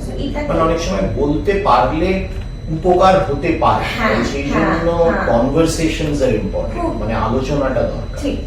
তো সেইটা একটা জায়গা, সেটা হচ্ছে রেজিলিয়েন্সের মধ্যে খুব ইম্পর্টেন্ট। নেগোশিয়েট করা, নিজের ক্যাপাসিটি, আমার সাহায্য চাওয়ার ক্যাপাসিটি, এটাও একটা খুব বড় ক্ষমতা, যেটা আমার গবেষণার মধ্যে, রিসার্চের মধ্যে উঠে এসেছে, যে সোশ্যাল সাপোর্ট চাওয়া আর যেটাকে আমরা বলি হেল্প সিক, মানে সাহায্য চাওয়া, এটাও একটা ক্ষমতা, যেটা আমরা অনেক সময় ভাবি উইকনেস, যে সাহায্য চাইলে অ্যাজ ইফ সেটা খুব খারাপ জিনিস, কিন্তু ও মানে আমাকে লোকে উইক ভাববে, আমাকে দুর্বল ভাবে, যেটা হয়তো অনেক ছেলেদের মধ্যে আমরা দেখতে পাই, তাই না, যে আমরা বলবো যে আমার মন খারাপ, আমার এটা, আমি এটা করতে পারছি না, তাই আমি বলা যাবে না। হ্যাঁ। সো আরেকটা স্যার যেটা আপনি বললেন যে ফ্যামিলি, মানে এই ক্ষেত্রে ফ্যামিলি আর কমিউনিটির যেটা একটা খুব বিশাল একটা রোল আছে, ইম্পর্টেন্স আছে। সবচেয়ে প্রথম তো হচ্ছে যে এটার কে মানা যে বাচ্চারা ক্রাইসিসে পড়তে পারে, বা অ্যাডোলেসেন্টরা, মানে আমার যে সন্তানরা, তাদের একটা প্রবলেমের মধ্যে তারা পড়তে পারে, এন্ড প্রবলেমে পড়া মানেই যে আমি সঙ্গে সঙ্গে তাদেরকে সেই প্রবলেম থেকে বার করে আনবো, সেটার দরকার নেই। মানে তাতে কি হয়, বাচ্চার নিজস্ব যে প্রবলেম সলভিং স্কিল, নিজস্ব চিন্তা ভাবনা করা, সে কি ভাবছে, সে কিভাবে প্রবলেমটাকে দেখছে, সে আদপেও সেটাকে প্রবলেম হিসেবে দেখছে কিনা, সে পুরোটাই সামহাউ লস্ট হয়ে যায়। মানে তাকে নিজেকে কিছুটা আর কি সামাল দেবার চেষ্টা করতে পারে সেটা আর কি এনকারেজ। হ্যাঁ হ্যাঁ, সো এটা খুব ইম্পর্টেন্ট। সেকেন্ডলি হচ্ছে যে অনেক সময় মানে বাড়িতেও আবেগ কিভাবে আমি প্রকাশ করব, আমার রাগ হলে আমি রাগ কিভাবে প্রকাশ করব, দুঃখ হলে দুঃখ কিভাবে প্রকাশ করব, বা আমি অনেক সময় বাড়িতে হয় যে প্রকাশই হচ্ছে মানে প্রকাশই কেউ করছে না, মাও খুব ভালো করে নিজের আবেগ এক্সপ্রেস করতে পারছে না, বাবাও না। তো তাতে কি হয়, বাচ্চাদের মধ্যেও একটা ধারণা হয় যে অ্যাজ ইফ মানে এগুলো প্রকাশ করতে নেই, বলতে নেই, বলা যায় না। সো এইটাকে খুব স্বাভাবিক করা যে আমার দুঃখ হতে পারে, আমার রাগ হতে পারে, আর রাগ হওয়া মানে আমি খারাপ হয়ে গেলাম তা নয়। রাগ প্রকাশ করার অনেক ধরনের উপায় আছে যে কিভাবে আমি আমার রাগকে বলবো, তো যেটাকে আমরা বলি এক্সপ্রেশন, ইমোশনাল মানে একটা এক্সপ্রেশন। হচ্ছে আমার রাগ হলে আমি সেটা সংযত ভাবে কিভাবে প্রকাশ করার হ্যাঁ, চেষ্টা হ্যাঁ, করবো, হ্যাঁ। সেটা খুব ইম্পর্টেন্ট। সেটা- মানে রাগ হলেই যে আমি চিৎকার করব, ভাঙচুর করব, ভীষণ কান্নাকাটি করব তা না। আমার মনে দুঃখ হয়েছে, খারাপ লেগেছে, এটা যতটা সম্ভব ঠান্ডা মাথায় প্রকাশ করার অভ্যেসটা করতে হবে। অভ্যেস করতে, হ্যাঁ। বা আমি কিছুই বললাম না, নিজের কাছে রাখলাম, তাতে কি হয় কিছুদিন পর ওই কষ্টটা ভেতরে চলতে থাকে, and তার জন্য অনেক সময় সেলফ নিজেকে ক্ষতি করার একটা টেন্ডেন্সি সেখান থেকে হয়। তো সেইগুলো, সেটা খুব ইম্পর্টেন্ট বাড়ির লোকের সেটাকে দেখা। থার্ড হচ্ছে যে মানে কনসিস্টেন্সি বলতে একই রকম একটা মানে যে ইনস্ট্রাকশনটা আমরা বাড়িতে দিচ্ছি বাবা মা হিসেবে, সেটার মধ্যে খুব পরিবর্তন না আনা। মানে আজকে আমি একরকম বলছি, দুদিন পর অন্যরকম বলছি। আজকে আমি তোমাকে একটা জিনিসে কিছুই বললাম না, দুদিন পর সেই একই বিষয়ের জন্য আমি মারাত্মক রেগে গিয়ে মারাত্মক দুঃখ প্রকাশ করলাম, বা আমি তোমার প্রতি খুব ডিসঅ্যাপয়েন্টেড, নিরাশ হয়ে গেলাম তোমার প্রতি। সো এই যে একটা মানে একটা হয় না যে আমি ভালো রেজাল্ট করলাম না, একটা সাবজেক্টে কম নম্বর পেলাম, তার জন্য একদিন সাংঘাতিক চিৎকার চেঁচামেচি করলাম, হ্যাঁ। অপমান করলাম, হ্যাঁ। বকলাম। আবার এক মাস পর হয়তো সেরকমই করেছি, কিছুই বললাম না। হ্যাঁ, মানে এটা আমি একটা খুব বাজে হয়তো এক্সাম্পল দিলাম, কিন্তু মানে একটা বাচ্চা যখন সাধারণত আমরা এটা দেখি যে কোনো একটা দোষ করে, অপরাধ করে, ভুল করে, তখন তাকে বোঝানো বা তাকে শাস্তি দেওয়া বা তাকে বকার মাত্রাটা অনেক সময় ভীষণ ডিফার করে। কখনো কখনো ভয়ঙ্কর রাগারাগি করে, কখনো কখনো কিছুই বলা হয় না, কখনো কখনো আরেকটা করা হয় যে না বলে আমি কথাই বললাম না। আমি এরকম অনেক দেখছি যে তুমি এরকম রেজাল্ট ভালো করোনি, আমি তোমার জন্য এত টিউশনের পেছনে খরচা করছি বা তোমার জন্য এত আমি কষ্ট করেছি, তোমার সাথে আমি এখন 1 মাস কথা বলবো না। এবার বাবা মা জানেন যে আমি কথা বলছি না, বাবা জানেন, আমি এরকম দেখেছি। বাচ্চাটি কিন্তু জানে না বাবা কতদিন আমার সাথে কথা বলবে না, আমি কি অপরাধ করলাম। হ্যাঁ, এরকম রিলেশনশিপের ক্ষেত্রে আমি দেখেছি যে মনে করো হয়তো একটি মেয়ে, তার একটা সম্পর্ক হয়েছে কারোর সাথে, সে বাবা মা তাকে পছন্দ করেন না, বাবা হট করে বললেন যে না আমি আর তোমার সাথে কোনো কথাই বলবো না। মানে সাইলেন্ট এবং তাতে না খুব একটা কি বলবো অনিশ্চয়তার একটা পরিবেশ তৈরি হয়। সেটা পরিষ্কার করে গুছিয়ে বলা, এই কারণে আমার অপছন্দ, সেইটা না করে একটা মান, অভিমান, রাগারাগি, চোখের জল নিয়ে থেকে একটা অশান্তি। তো এইগুলোর মধ্যে এত ফ্লাকচুয়েশন আসলে বাচ্চারা খুব কনফিউজড হয়ে যায় যে কি করবে। আরেকটা খুব ইম্পর্টেন্ট হচ্ছে বাচ্চাদেরকে প্রবলেম সলভিং স্কিলস শেখানো রাদার দ্যান তাদের হয়ে প্রবলেম সলভ করে দেওয়া। আচ্ছা, এটা তুমি একটু এক্সপ্লেইন করে বলো। প্রবলেম সলভিং মানে সমস্যার সমাধানগুলো তাদের নিজেদের একটু ভাবতে দেওয়া, যে ধরো তুমি এই সমস্যায়, ধরো তোমার ম্যাথসে খুব খারাপ নম্বর হয়েছে, এবার বা আরেকটা খুব হয় যে বুলিং হলে, মানে বুলিং বা আমি টিচার আমার বন্ধুদের সাথে বনিবনা হচ্ছে না, তখন আমি কি করব? তখন অনেকে করে গিয়ে আমি গিয়ে স্ট্রেট বন্ধুর মাকে বললাম এরকম করছে, আপনি আমার ছেলের সাথে এরকম করবেন না। মানে সেটা যে করা একেবারেই যায় না তা নয়, কিন্তু আমার মনে হয় কিছুটা বাচ্চাদের সাথে একসাথে বসে আলোচনা করে বাচ্চাটিকে এনকারেজ করানো যে তুমি দেখো এইভাবে কাজ এগিয়ে নিয়ে যেতে পারো, সেটাই তুমি বলছো। এবার সেটা তো অনেক সময় কি হয়, মানে বাবা মা নিজস্ব একটা খুব মানে অ্যাংজাইটি কাজ করে, তাদের একটা টেনশন কাজ করে যে আমি যদি ওকে হেল্প না করি, সাহায্য না করি, তাহলে বোধহয় ও পারবে না এখান থেকে। তো ওই নিজের মধ্যে ওই আর্জেন্সিটাকে, ওই যে তারাটাকেও একটু কমাতে হবে যে ঠিক আছে সে পারবে, আমি দেখি ও নিজের থেকে কি করে। তো সেইটা একটা খুব ইম্পর্টেন্ট জায়গা। এইগুলো যদি বাড়ির মধ্যে কিছুটা প্র্যাকটিস করা হয় তাহলে আমার মনে হয় অনেকটা আমরা মানে আত্মনির্ভর হতে পারবে। দেখো আমাদের মূল আলোচনার বিষয়টা কি, যে আমরা কি করে বাচ্চার দক্ষতা বাড়াবো সমস্যাগুলোর আরো কনফিডেন্টলি সমাধান করতে, তাই না? কেননা জীবনে তো প্রচুর সমস্যা হ্যাঁ, আসবে। হ্যাঁ। এবার মূল হচ্ছে যে আমরা তাদের দক্ষতা, সমস্যার প্রতিরোধ করতে দক্ষতা বাড়ানোটাকেই রেজিলিয়েন্সের যে কনসেপ্টটা। এবার রেজিলিয়েন্স বাড়াতে গেলে কি কি করতে হবে সেগুলো নিয়ে আমরা আর কি আলোচনা করছি। যে আরো খুলে কথা বলতে হবে, বাবা মাকে একটু হেল্প করতে হবে যে বাচ্চাটা নিজে আর কি প্রবলেম গুলো সলভ করার অন্তত চিন্তা করে, রাদার দেন তারা নিজে হামলে করে সমাধান করে দেওয়া। ইমোশনাল ব্যাপারগুলো ঠিক করে যাতে মাত্রা জ্ঞান রেখে আলোচনা করা, কেন এটা আমার মনে হয় যে এটা ভীষণ ইম্পর্টেন্ট প্রবলেম। যে মানে অনেক সময় আমরা মানে আমাদের ভাষায় বলি যে ইমোশনাল ডিসরেগুলেশন, যে আমার রাগ হলো তো প্রচন্ড রাগ হলো, 2-3টে জিনিস ভেঙে ছুঁড়ে ফেলে দিলাম বা ভীষণ কান্নাকাটি করলাম। যেটা আরেকটা আমরা দেখি আজকাল যে অনেক ছেলেমেয়েরাও তার থেকে শেখে যে রাগ হলে তারা মনে হয় যে আমরা আত্মহত্যা করলাম, নিজেদের করলাম বা সেলফ হার্ম করলাম, হাত কাটলাম, সেইগুলো বা নেশায় আকৃষ্ট হয়ে পড়লাম। এইগুলো আমার মনে হয় প্রবলেম সলভিং স্কিলস যদি আমরা ঠিক করে শিখতে পারি, নিজেদের সমস্যাগুলো সবার সাথে আলোচনা করতে পারি, তাহলে ইমোশনাল রেগুলেশনটা আরো স্বাভাবিক হবে। ঠিক। আর আরেকটা জিনিস হচ্ছে যেটা বলতে বলতে একটা জিনিস মনে হলো যে রেজিলিয়েন্স কিন্তু আমাদের মানে এটা একটা খুব ইনহেরেন্ট ক্ষমতা, মানে সবার মধ্যে এই ক্ষমতা আছে যে আমরা একটা ডিফিকাল্টিতে পড়লে আমরা সেখান থেকে বেরিয়ে আসতে পারবো। মানে এরকম নয় যে আমার আছে আরেকজনের নেই, একজনের আছে, সবার আছে। বাট এটা যদি মানে আমরা যদি বিশ্বাস করি যে এটা আমার ছেলে মেয়েরও আছে, আমারও আছে, সে কিছু না কিছু সে ভাবতেই পারবে, করতেই পারবে এখান থেকে বেরোনোর জন্য। আমাকে জাস্ট ওই গেটটা তৈরি করতে হবে যাতে আমরা আলোচনা করে এখান থেকে একটা ভরসা পারবে।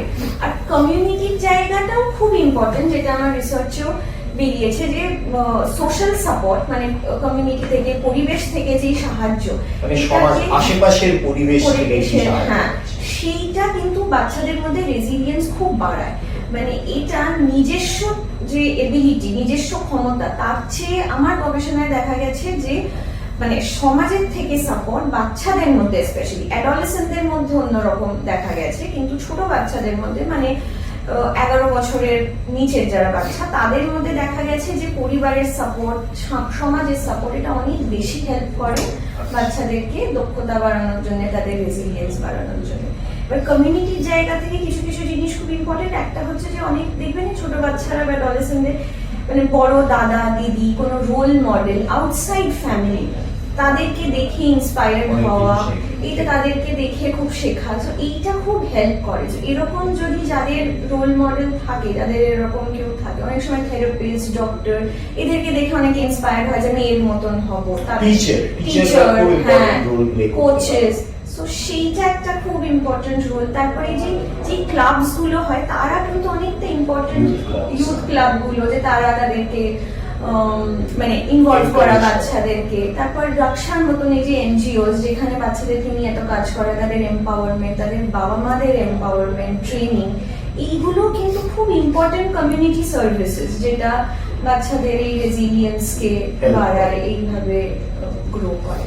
সো এটা একটা প্রসেস, এটা কোনো এন্ড প্রোডাক্ট নয় যে হ্যাঁ আমি কিছুদিন করলাম আর আমার হ্যাঁ রেজিলিয়েন্স সাংঘাতিক বেড়ে গেল। এটা একটা ওই লাইফ স্কিলের মতো, মানে করতে থাকতে গ্র্যাজুয়ালি করতে করতে আরো দক্ষতা বাড়বে আর স্কিলটা বাড়বে, স্কিল নিজের মধ্যে বাড়বে। আর যেটা হয় যে নিজেই একটা খুব অবাক লাগে যে আমি এটাও করতে পারলাম, এটা তো আগে ভাবিনি করতে পারবো, কিন্তু আমি করতে পেরেছি।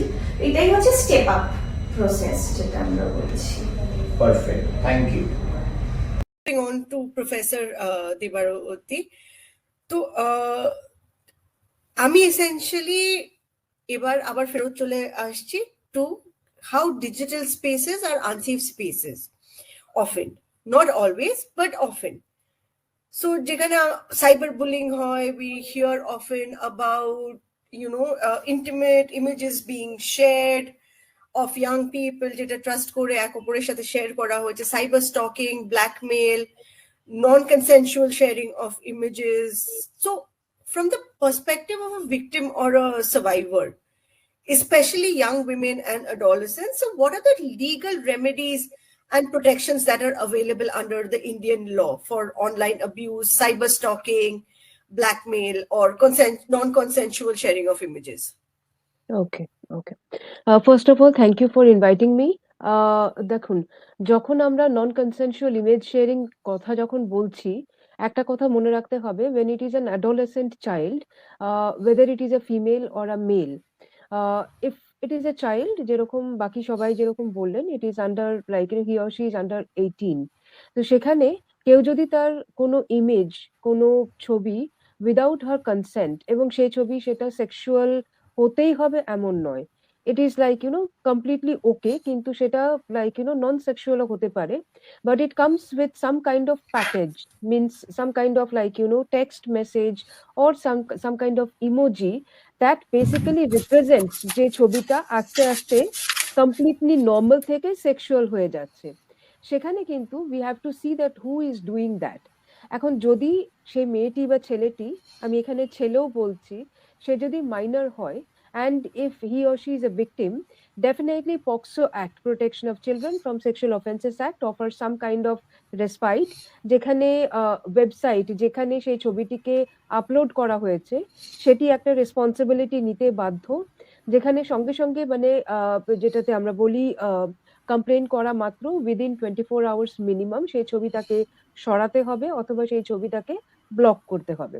নাও comes the question, who has done it? কারণ ভিকটিম আমরা যেটা দেখে থাকি, as a cyber crime victim counsellor myself, and also as a like earlier a lawyer and now a professor of law, আমরা যেটা সবসময় দেখে থাকি যে ভিকটিম কিন্তু সবসময় জানতে চায় যে সেটা কে করেছে। এখন সেই জন্য সে অনেকভাবে চেষ্টা করে থাকে। So what happens is that he or she becomes victim turned offender. কি করে সেটা হতে পারে সেটাও বলছি। যদিও আমাদের কাছে পক্সো অ্যাক্টের মতো একটা অত্যন্ত স্পেশাল অ্যাক্ট রয়েছে, যেখানে এনিবডি, পক্সো অ্যাক্ট খালি তো ভিকটিমের জন্য, মানে যে পারপেট্রেটর যে তাকেই যে শাস্তি দেয় তা তো নয়, ওয়েবসাইটকেও সে শাস্তি দেয়। তার সঙ্গে পক্সো অ্যাক্ট কিন্তু এটাও বলে, যদি কোনো ব্যক্তি, মানে সেটা সে লাইক অ্যাডোলেসেন্ট হলো বা ইয়াং অ্যাডাল্ট হলো বা অ্যাডাল্ট হলো, কোনো sexual image of a child, এটা very recently Supreme Court last ইয়ারই এই একটা স্টেটমেন্ট, একটা অবজারভেশন দিয়েছে, যেখানে বলা হয়েছে যদি কোনো ব্যক্তি যে কোনো ইমেজ, যে কোনো ভিডিও ক্লিপিং যেখানে চাইল্ড সেক্সুয়াল অ্যাবিউজ হচ্ছে অথবা যেখানে চাইল্ড সেক্সুয়াল অ্যাবিউজের মতো কিছু দেখা যাচ্ছে, সে যদি দেখে থাকে, মানে বাইস্ট্যান্ডার, এবং সে কিছুক্ষণের মধ্যে, এবং সে কিছুক্ষণটা যেটা আমরা এতক্ষণ ধরে শুনছিলাম, এটা হচ্ছে গিয়ে কগনিটিভ আন্ডারস্ট্যান্ডিং এর উপর, মানে হচ্ছে গিয়ে যখন আপনি কোনো ইমেজ বা ভিডিও ক্লিপিং দেখছেন, it registers in your mind that this is a sexual clipping, abuse of child is happening, abuse of any other person is happening, তিনি যদি তার মধ্যে সেটাকে রিপোর্ট না করেন, তাহলে তার যে ডিজিটাল ফুটপ্রিন্ট আসছে তাকেও কিন্তু শাস্তি দেওয়া যেতে পারে অ্যাজ পার দি পক্সো অ্যাক্ট। সো ভিকটিমের পার্সপেক্টিভ থেকে যেটা আমরা বলতে পারি, অফেন ভিকটিমস, যেটা সবাই যেটা আমরা এক্ষুনি আলোচনা করছিলাম, becomes very traumatised, they would like to be like victim turned offender, এবং যেখানে যে সেই ছবি আপলোড করেছে তাকে নিয়েও সে কিছু কমেন্ট করতে পারে, অনেক কিছুই করতে পারে। So obviously there are several kinds of legal remedies for the victim, কিন্তু ব্যাপারটা হচ্ছে গিয়ে কে রিপোর্ট করবে, কখন রিপোর্ট করবে, এবং ভিকটিম যদি নিজে রিপোর্ট করে তার জন্য কি প্রোটেকশন আছে, এটাও কিন্তু আমরা পক্সো অ্যাক্টে দেখে থাকি, এটা আমরা ভারতীয় ন্যায় সংহিতাতেও দেখে থাকি। আরো কিছু স্পেশাল লজ রয়েছে for the children, including juvenile justice care and protection act, যেটা 2019-এও যেটা একটা মানে অ্যামেন্ডমেন্ট আমরা দেখেছি। এই সমস্ত লতেই কিন্তু এই ধরনের ভিকটিম, যারা মাইনর ভিকটিমস, তাদের জন্য স্পেশালি প্রাইভেসি প্রোটেকশনের উপরে অনেক কিছু কিন্তু রেমেডি দেওয়া রয়েছে, যেমন তার নাম নেওয়া যাবে না, তাকে লাইক পাবলিসাইজ করা যাবে না, এবং সেটা যদি আমি হই বা আপনি হন যারা তার রিলেটেড নয়, এবং সেটা আমরা দেখেছি যে এই ধরনের কিছু তার ছবি দিয়ে বা তার নাম দিয়ে কিছু হচ্ছে, we can definitely go ahead for complaining not only to the website but also to the police, এবং directly to the court ও কিন্তু আমরা জুডিশিয়াল ম্যাজিস্ট্রেটের এখানেও কিন্তু আমরা পিটিশন দিয়ে এটাকে একটা চালু করতে পারি লিগ্যাল রেমেডি হিসেবে।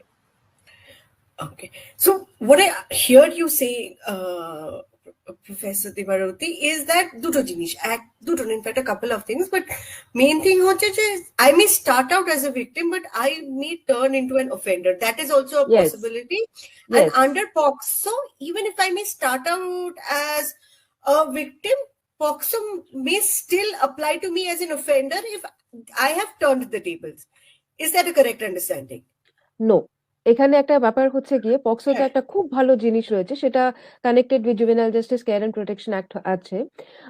যে ভিকটিম হয়েছে তাকে generally what we say is that child in need of care and protection, এবং Right. যে লাইক পারপেট্রেটর হয়ে যাচ্ছে তাকে আমরা বলছি child in conflict with law. এখন Right. পক্সোর যে ইন্টারপ্রিটেশন যেটা হয়েছে, বা যেটা আমরা দেখেছি যে জাজেসকেও মানে জাজেসদেরকেও যেটা শেখানো হয়েছে, জাজেস have been trained and fortunately I am also one of the trainers for the জাজেস। আমার অনেক স্টুডেন্টই আছেন যারা জাজেস এবং তারা কন্টিনিউইং ইয়ে করছেন, পক্সোর স্পেশাল ট্রেনিং ও নিয়েছেন। এখানে আমরা কি বলে থাকি তাদেরকে হচ্ছে গিয়ে, যখন কোনো child she is or he is becoming a child in need of care and protection, সে তার প্রোফাইলটাকে ঘুরিয়ে দিচ্ছে। মানে হচ্ছে গিয়ে সে এবারে এতটাই বেশি এই যে সবাই যেটা বললেন যে এরকম যে ডিস্টার্বড হয়ে গেছে, যেখানে the child becomes revengeful, the child মানে তার কষ্ট হচ্ছে এবং সে সেটাকে এক্সপ্রেস করছে in different way. So the child is becoming kind of child in conflict with law. সেখানে কিন্তু আমাদেরকে না পানিশমেন্ট টু দ্যাট চাইল্ড এটাকে কমিয়ে দিয়ে সেই চাইল্ডের জন্য যে কেয়ার এন্ড প্রোটেকশন সেটাকে বাড়িয়ে দিতে হবে। সেই কেয়ার এন্ড প্রোটেকশনটা কি হবে, সেই চাইল্ডকে to take him or her out of that negative environment, to counsel that child. এবং এই কাউন্সেলিং কিন্তু না মানে শুধুমাত্র কোর্ট কাউন্সেলরদের দ্বারা নয়, আপনাদের মতন যারা রয়েছেন যারা চাইল্ড সাইকোলজি বোঝেন, আমাদের মতো যারা রয়েছে যারা ল বোঝে, এবং অবভিয়াসলি রেস্টোরেটিভ জাস্টিস সার্কেল, তাদের মধ্যে যেরকম আপনি বলছেন টিচার্স হতে পারেন, ডক্টরস হতে পারেন, মা বাবারা হতে পারেন, স্কুলের যারা কাউন্সিলর্স আছেন তারা হতে পারেন। এরা সবাই কিন্তু এই বাচ্চাটিকে একটা কাউন্সেলিং করবে। That social media is a very open platform, যেখানে তুমি যদি তোমার রাগকে ব্যক্ত করো, সেই রাগ কিন্তু অন্যজনের জন্য একটা ভীষণ হার্মফুল ব্যাপার হতে পারে, এবং that may not be taken of. সুতরাং তোমার জন্য ভিক্টিমাইজেশন হয়েছে সেটা হয়তো চলে যেতে পারে, but what you are doing that will still persist. So কি হতে পারে, তোমার ভিকটিমহুডটা কিন্তু একটা এক্লিপস করে যাবে বাই ইউর পারপেট্রেটরহুড, সেটা যাতে না হয়। Right. সেটা কিন্তু POCSO, juvenile justice care and protection act, BNS এই সমস্ততেই দেখা যায়।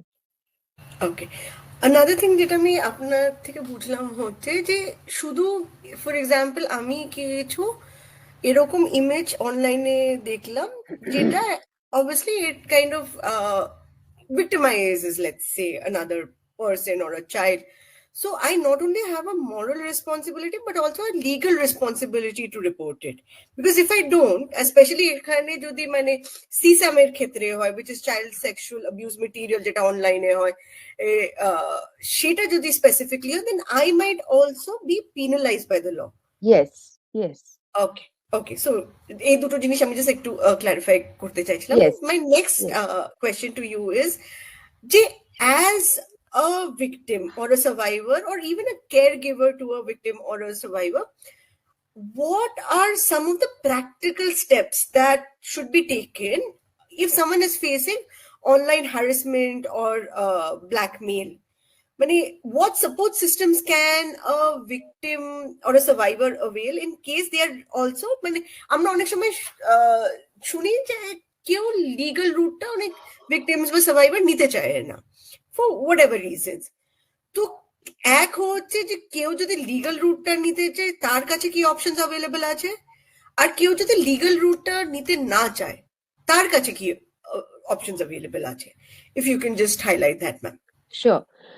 দেখুন, যদি আমরা বলি যে কেউ লিগ্যাল রুটটা না নিতে চায় but they would like to go ahead for reporting, এটা কিন্তু একটা না মানে কোয়াসি লিগ্যাল রিপোর্টিং হয়েই যায়। কারণ Right. আমি যদি চাই যেরকম যে মানে আমি নিজে ভিক্টিমাইজড হয়েছি as a child or as an adult, and I do not want to go ahead for reporting it to the police, আমার কাছে তিনটে অপশন থাকে। তৃতীয় অপশনটা অনেকেই জানেন না, সেটাও আমি বলে দিচ্ছি। ফার্স্ট অপশন হচ্ছে গিয়ে রিপোর্টিং টু দি ওয়েবসাইট, যেখানে আমি দেখতে পাচ্ছি that somebody is posting something either about me or about anybody. কারণ যদি মেটা গ্রুপ দেখেন, মেটা ফ্যামিলি যদি দেখেন, ফেসবুক থেকে শুরু করে বা ইনস্টাগ্রাম থেকে শুরু করে বা হোয়াটসঅ্যাপে অলসো যদি দেখতে পারেন, if anybody is being victimised, এদের কিন্তু একটা রিপোর্টিং মেনু আছে, যেখানে you can go and you can click on the menu button, you can complain. ঠিক আছে, যে মানে যে এই একটা মানে ইমেজ দেখা যাচ্ছে যেটাতে the person is being victimised, এবং not only the image, the text also. যদি ধরুন কারোর কোনো ইমেজ নেই but it is like identifiable name, যেমন ধরুন Debarati Haldar, professor of law, Parul university, এই আইডেন্টিফিয়েবল নেমটা নিয়ে কেউ একজন বারবার করে হ্যারাস করছে, I can definitely go to that particular post এবং আমি কিন্তু সেটা রিপোর্ট করতে পারি। এই রিপোর্ট যখন হচ্ছে, ইমিডিয়েটলি একটা লিগাল লাইক একটা টাচ এসে যাচ্ছে, সেখানে আমি কিন্তু পুলিশ স্টেশনে যাচ্ছি না, আমি কিন্তু সাইবার সেলেও রিপোর্ট করছি না। কাকে রিপোর্ট করছি? আমি রিপোর্ট করছি ওয়েবসাইটে। So definitely there is a digital footprint, legal footprint is being created, যেখানে আমি সেই প্ল্যাটফর্মকে রিপোর্ট করছি দ্যাট এটা এটা কিন্তু একটা হ্যারাসমেন্ট জেনারেটেড হয়েছে। This is also being supported by our information technology act, that is 2000, which is amended in 2008, এবং এই ইনফরমেশন টেকনোলজি অ্যাক্টে আন্ডার সেকশন 79 একটা যে একটা ইমিউনিটি ভেল যে থাকে এই সমস্ত ওয়েবসাইট গুলোর ওপরে, যেখানে তারা বলে that we are just a platform, আমরা কিছু পাবলিশ করছি না, তখনই কিন্তু তাদের এই ইমিউনিটি ভেলটা আস্তে আস্তে উঠতে শুরু করে। মানে হচ্ছে গিয়ে কেউ আমাকে একটা কমপ্লেন করেছে আর আমি একদম বোবাকালা হয়ে বসে আছি, তাহলে কিন্তু আমার উপরে ইন্ডিয়ান যে লিগাল সিস্টেম যেটা আছে তার একটা এফেক্ট আসতে পারে। এটা হচ্ছে যদি কেউ মানে as you are saying that আমরা পুলিশে যেতে চাই না বা থানায় কমপ্লেন করতে চাই না, এটা। সেকেন্ড যদি হচ্ছে গিয়ে যখন এই ওয়েবসাইট ফেল করছে টু টেক এনি অ্যাকশন, কারণ আমিও দেখেছি, আমরা অনেকেই দেখেছি, most of the time website সেটা বুঝতে চায় না। এটারও একটা কারণ রয়েছে, বিকজ এই যে ওয়েবসাইট গুলো যেগুলো তৈরি হয়েছে, ম্যাক্সিমাম অফ দেম, ম্যাক্সিমাম কেন বলবো, almost every one of them were generated in the US years ago. এবং সেখানকার যে freedom of speech and expression যেটা রয়েছে, যদি আমি এক্সপ্রেশন বলি মানে বডিলি অটোনমি, বডিলি এক্সপ্রেশন যেটা আছে, এখানে যেটা নিউডিটি বা সেমি নিউডিটি বলে গণ্য করা হয়, ওখানে কিন্তু সেটা ভীষণভাবে লাইক লিবারেল। সুতরাং আমি Right. যদি কোনো ছবি দেখি যেখানে দেখা যাচ্ছে that the child is like being portrayed, or anybody is being portrayed as half nude or with like swimsuit or anything, or even a sleeveless thing, এবং তাকে সেইভাবে লাইক ডিস্টার্ব করা হচ্ছে, তারা কিন্তু সেটাকে অ্যাজ আ সেক্সুয়াল নিউডিটি নাও গণ্য করতে পারে। এবং সেজন্যই কিন্তু তখন আসে that when whether you are bringing a police backup or not। তো এই ক্ষেত্রে জেনারেলি আমরা সবসময় সাজেস্ট করি দ্যাট আপনারা সাইবার ক্রাইম সেলে একটা কমপ্লেন করে রাখুন। সাইবার ক্রাইম সেল কিন্তু অনলাইনেও কমপ্লেন করা যায়, ফোন লাইনেও কমপ্লেন করা যায়, যদি বাচ্চা যদি হয় তো উই নো 1098 সেখানেও একটা কমপ্লেন করা যায়, অথবা নিয়ারেস্ট পুলিশ স্টেশন যেটা হতে পারে, it may not be cyber crime cell, কিন্তু নিয়ারেস্ট পুলিশ স্টেশন যেটা হতে পারে সেখানে গিয়েও কিন্তু আপনি একটা কমপ্লেন লিখে আসতে পারেন। যদি এটা বাচ্চা হয়, মানে হচ্ছে মাইনর যদি কেউ হয়, ইট ইজ নট নেসেসারি সেই বাচ্চা গিয়ে রিপোর্ট করবে, যে কেউ Right. গিয়ে কিন্তু রিপোর্ট করতে পারে। সেটা যখন হয়ে যাবে তখন obviously investigation and other things শুরু হবে, কিন্তু তাতেও ভয় পাওয়ার কিছু নেই, কারণ যদি এটা এগেন ভিকটিম যদি কোনো লাইক মাইনর হয় অথবা যদি ওম্যান হয়, তাহলে কিন্তু আমাদের ভারতীয় ন্যায় সংহিতা, ভারতীয় নাগরিক সুরক্ষা সংহিতা, তার সঙ্গে সঙ্গে আইটি অ্যাক্ট আছে, পক্সো অ্যাক্ট আছে, যেটাই ল বলুন না কেন, এরা কিন্তু একটা সাপোর্ট দিচ্ছে, যে এরকম তার সম্পূর্ণ নাম, ঠিকানা সবকিছু কিন্তু একটা কনফিডেন্সিয়াল রাখা হবে, এবং যে সেই কনফিডেন্সিয়ালিটিটাকে ব্রেক করবে তাকেও কিন্তু পেনালাইজড হতে হবে। এরপরে যেটা হচ্ছে, এটা তো হলো যে পুলিশ ইনভেস্টিগেশন শুরু হবে বা রেগুলার যেরকম থানায় গিয়ে আমরা কমপ্লেন করি সেরকম শুরু হবে। যদি এসব কিছুই যদি না করতে পারেন বা যদি না চান, তাহলে তারপরে যেটা হয়েছে, যেটা আমি বলছিলাম অনেকেই জানেন না, directly write a petition two the court. এবার এটা কিন্তু আপনি দু ধরনের করতে পারেন, একটা হচ্ছে গিয়ে আপনি ডাইরেক্টলি হাইকোর্টে যেতে পারেন, যদি ধরুন আপনি সাইবার ক্রাইম সেলে একটা রিপোর্ট করেছেন, তারাও কিছু করছে না, তাহলে হাইকোর্টে রিট পিটিশনে যেতে পারেন। অথবা যদি আপনি হাইকোর্ট নাও দেখতে পারেন, তাহলে এগেন দেয়ার আর টু অপশনস। একটা হচ্ছে গিয়ে প্রত্যেকটা কোর্টে, ইভেন যে তালুক লেভেল কোর্ট যেটা রয়েছে, সেখানেও কিন্তু ফ্রি লিগ্যাল এইড সার্ভিসেস বলে একটা সার্ভিস রয়েছে যেটা কোর্টের সঙ্গে জড়িত, সেখানে গিয়েও কিন্তু আপনি বলতে পারেন। এবং মানে এই ফ্রি লিগ্যাল এইড সার্ভিসে ডাইরেক্টলি কিন্তু যিনি সেক্রেটারি লিগ্যাল এইড সেল মানে জাজ যিনি থাকেন, তাকে গিয়েও কিন্তু একটা সিম্পল চিঠি লিখেও কিন্তু বলা যেতে পারে, এবং সেটাতে উনি নিজে বাধ্য কগনাইজেন্স নিতে, মানে সঙ্গে সঙ্গে পুলিশকে বলতে হবে, উনি বলবেন মানে জাজ বলবেন, এবং সেটা কিন্তু সেভাবে চালু হতে পারে। দ্বিতীয় হচ্ছে গিয়ে, এই যদি আপনি ফ্রি লিগ্যাল এইড সার্ভিসে যেতে চান তো সব থেকে ভালো হয়, কারণ এদের একটা স্পেশাল স্কিম রয়েছে ফর উইমেন অ্যান্ড চিলড্রেন।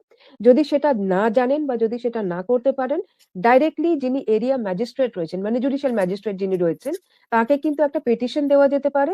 সেই জুডিশিয়াল ম্যাজিস্ট্রেট সেই পিটিশনের উপরে ভিত্তি করে কিন্তু এদের যে জুরিসডিকশনের যে পুলিশ থানা আছে সেখানে তিনি বলবেন যে এক্ষুনি ইনভেস্টিগেশন চালু করো।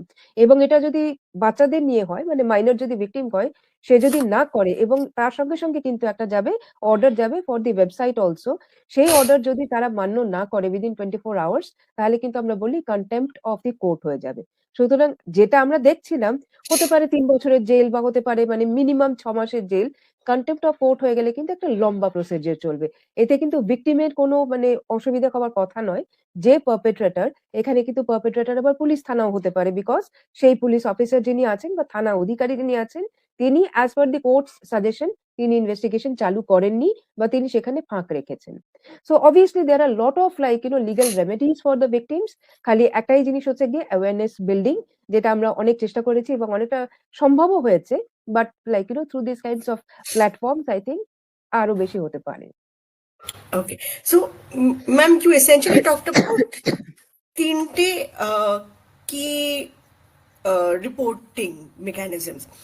এক হচ্ছে to the website itself, right? হ্যাঁ, সেটা মেটা হতে পারে, সেটা হুএভার, যে কোনো ওয়েবসাইটে। হ্যাঁ, যেটা ওয়েবসাইট, সোশ্যাল মিডিয়া প্ল্যাটফর্ম যেটা হচ্ছে, তাদেরকে এক তো জানানো। রিপোর্টিং বাটন যেটা, সেটা অবভিয়াসলি মানে অনেক সময় আমরা দেখি যেটা ফেসবুকে, ইনস্টাগ্রামে, হোয়াটসঅ্যাপেও এখন ইনবিল্ড করে দিয়েছে যে টু রিপোর্ট অ্যাবিউজ, সেটা একটা হতে পারে যেখানে আমি ল এর রাস্তা নিতে চাই না, আমি কোনো পুলিশের কাছে যেতে চাই না। হ্যাঁ, So that is one informal mechanism, if I may use the word yes, ma'am. Next হচ্ছে যেখানে আমি পুলিশের কাছে গিয়ে কমপ্লেন ফাইল করলাম, সেটা আমার লোকাল পুলিশ স্টেশন হতে পারে বা সেটা কোনো সাইবার ক্রাইমের যে সেল হতে পারে। হ্যাঁ, সেল হতে পারে, সেখানে গিয়ে।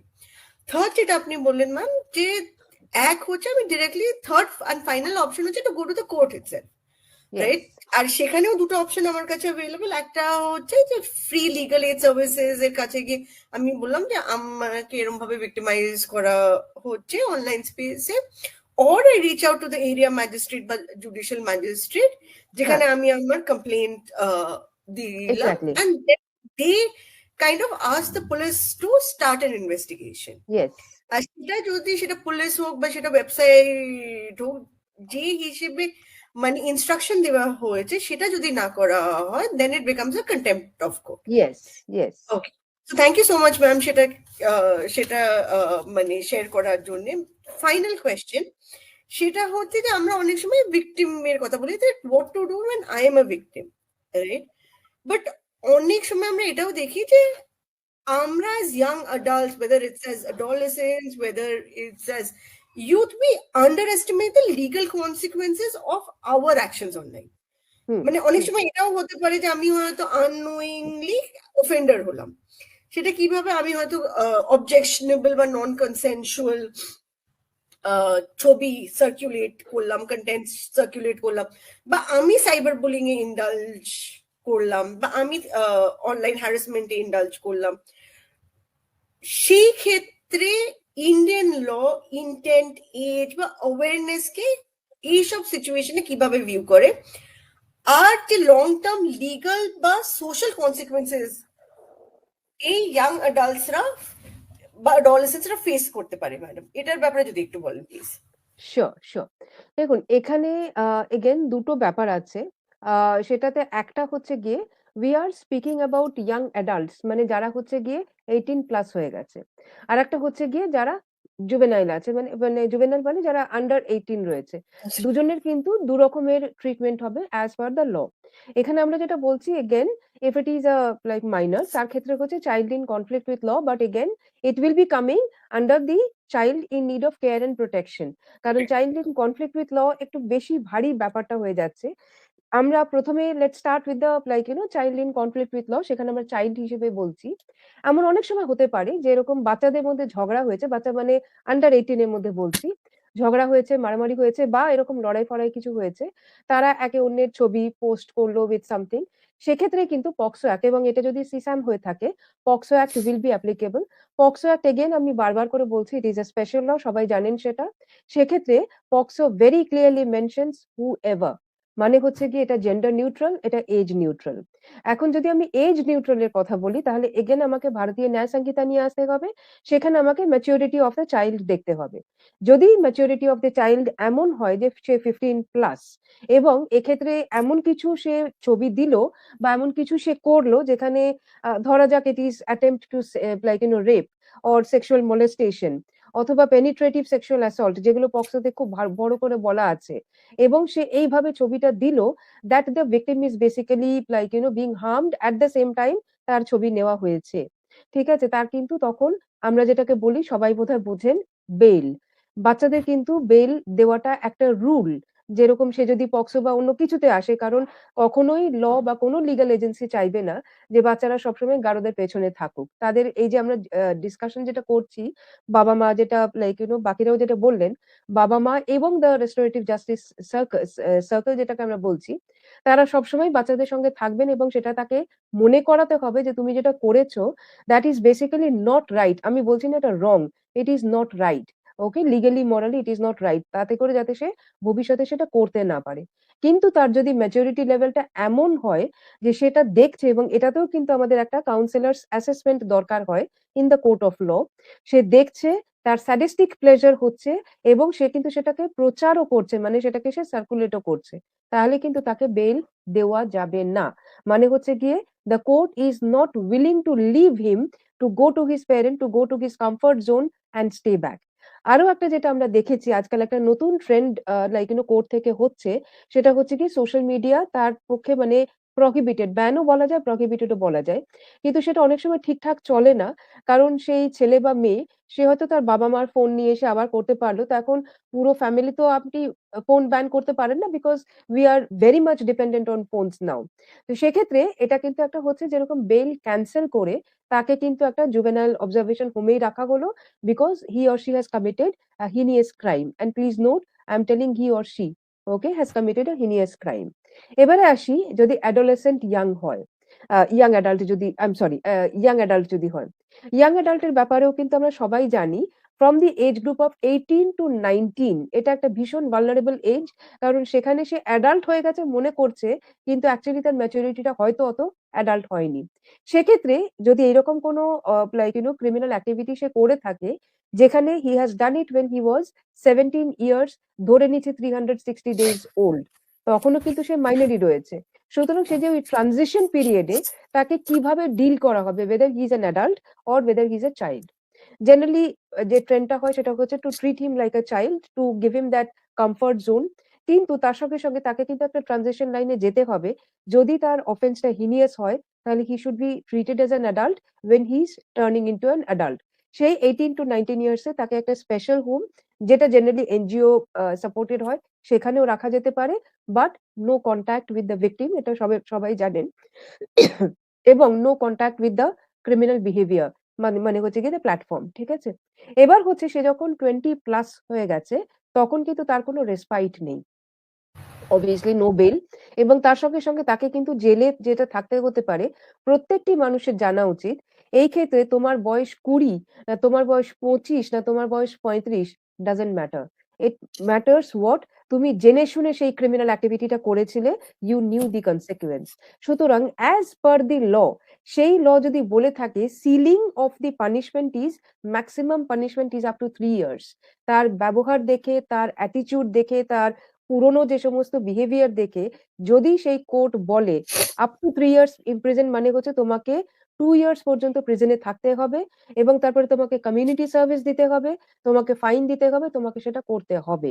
এবং যদি তোমার বেল, তুমি মানে if you can afford bail, তোমাকে যদি সেটা বলা হয় that no you are basically being released on bail, এবং সেটা কিন্তু তোমার মনিটরিং এর মধ্যে থাকছে, তুমি যদি বেল জাম্প করে আবার কিছু এরকম করতে যাও, তাহলে মনে রাখো, যদি সেকেন্ড বার তুমি যদি ভেতরে আসো ইন দ্য লিগাল সিস্টেম, সেই 3 বছরটা কিন্তু তোমার বেড়ে গিয়ে 5 বছর হবে, এবং তখন কিন্তু কোর্ট আর কিছু বলবে না যে না না this is the first time and all this things.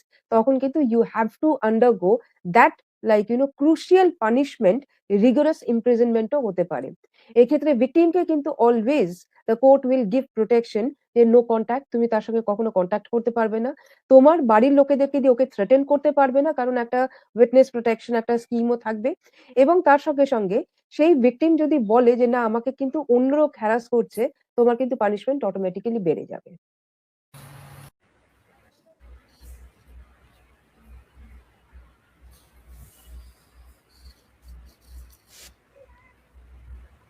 Yes, we can start.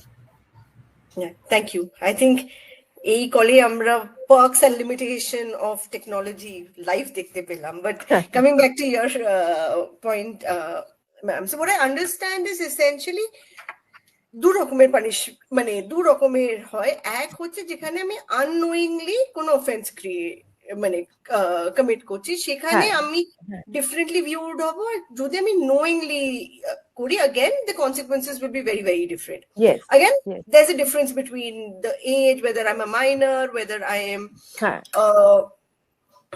adult. Again, সেই definitely সেই জিনিসগুলো আমাদেরকে মনে রাখতে হবে। So we really need to মানে আমাদের obviously we need to be careful. What I understand, ma'am, is not only we need to be careful as people who are using a digital space, but also how we are behaving in the digital space. Yes. So that we not only become victims, but we also do not become offenders or perpetrators. Offenders. Yes. So thank you so much for that knowledge, ma'am, and for sharing so many important information. So I think we are at the end of 2 hours of discussion. This was planned for 90 minutes, but I don't know how we went to like 120 minutes. So Ami, quickly, ekhane ekta duto question ami dekhte pacchi, but there is one question that I will definitely want to highlight. There's a question, is that how does an abused child approach you? So when I'm talking, what I understand is when they are saying that how does an abused child approach you, I'm assuming you're talking about the Raksha network, right? So you can definitely get in touch with us on rakshainfo@gmail.com. Sorry, rakshainfo@gmail.com. Also, I think we also have our website. Yes, please. Rakshaর একটা আলাদা website আছে, সেখানে definitely সব details আপনারা পেয়ে যাবেন। তাছাড়াও যেটা ফর এনি মানে you can also call up mental health foundation. তার নাম্বার হচ্ছে 033-4602-1085. Again, it is Mental Health Foundation is very very closely associated with Raksha. Mental Health Foundation is a big supporter of Raksha, so Mental Health Foundation এও কিন্তু আপনারা reach out করতে পারেন for any kind of support. Rakshar website has all the information, raksha.org. Thank you.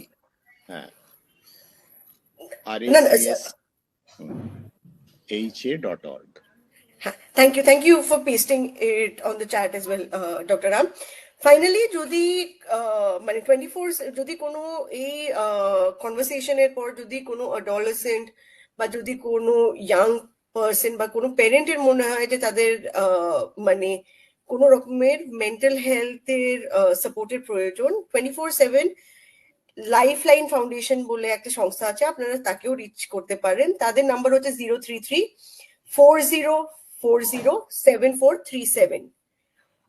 Again, Mental Health Foundation obviously remains, আমি আবার নাম্বারটা repeat করছি, 033-4602-1085.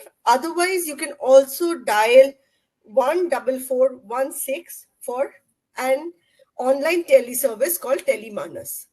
Thank you so much for joining. India initiative. Telemanas is, I think, one of the best, কারণ ওদের multilingual support আছে, তো Telemanas is very very important.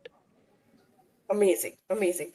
So thank you everyone. I think it was quite an interesting discourse. অনেক কিছু জানলাম, অনেক কিছু শিখলাম, অনেক কথা হলো। আশা করি যে আবার এরকম একটা সেশন নিয়ে আমরা খুব তাড়াতাড়ি ফিরে আসবো।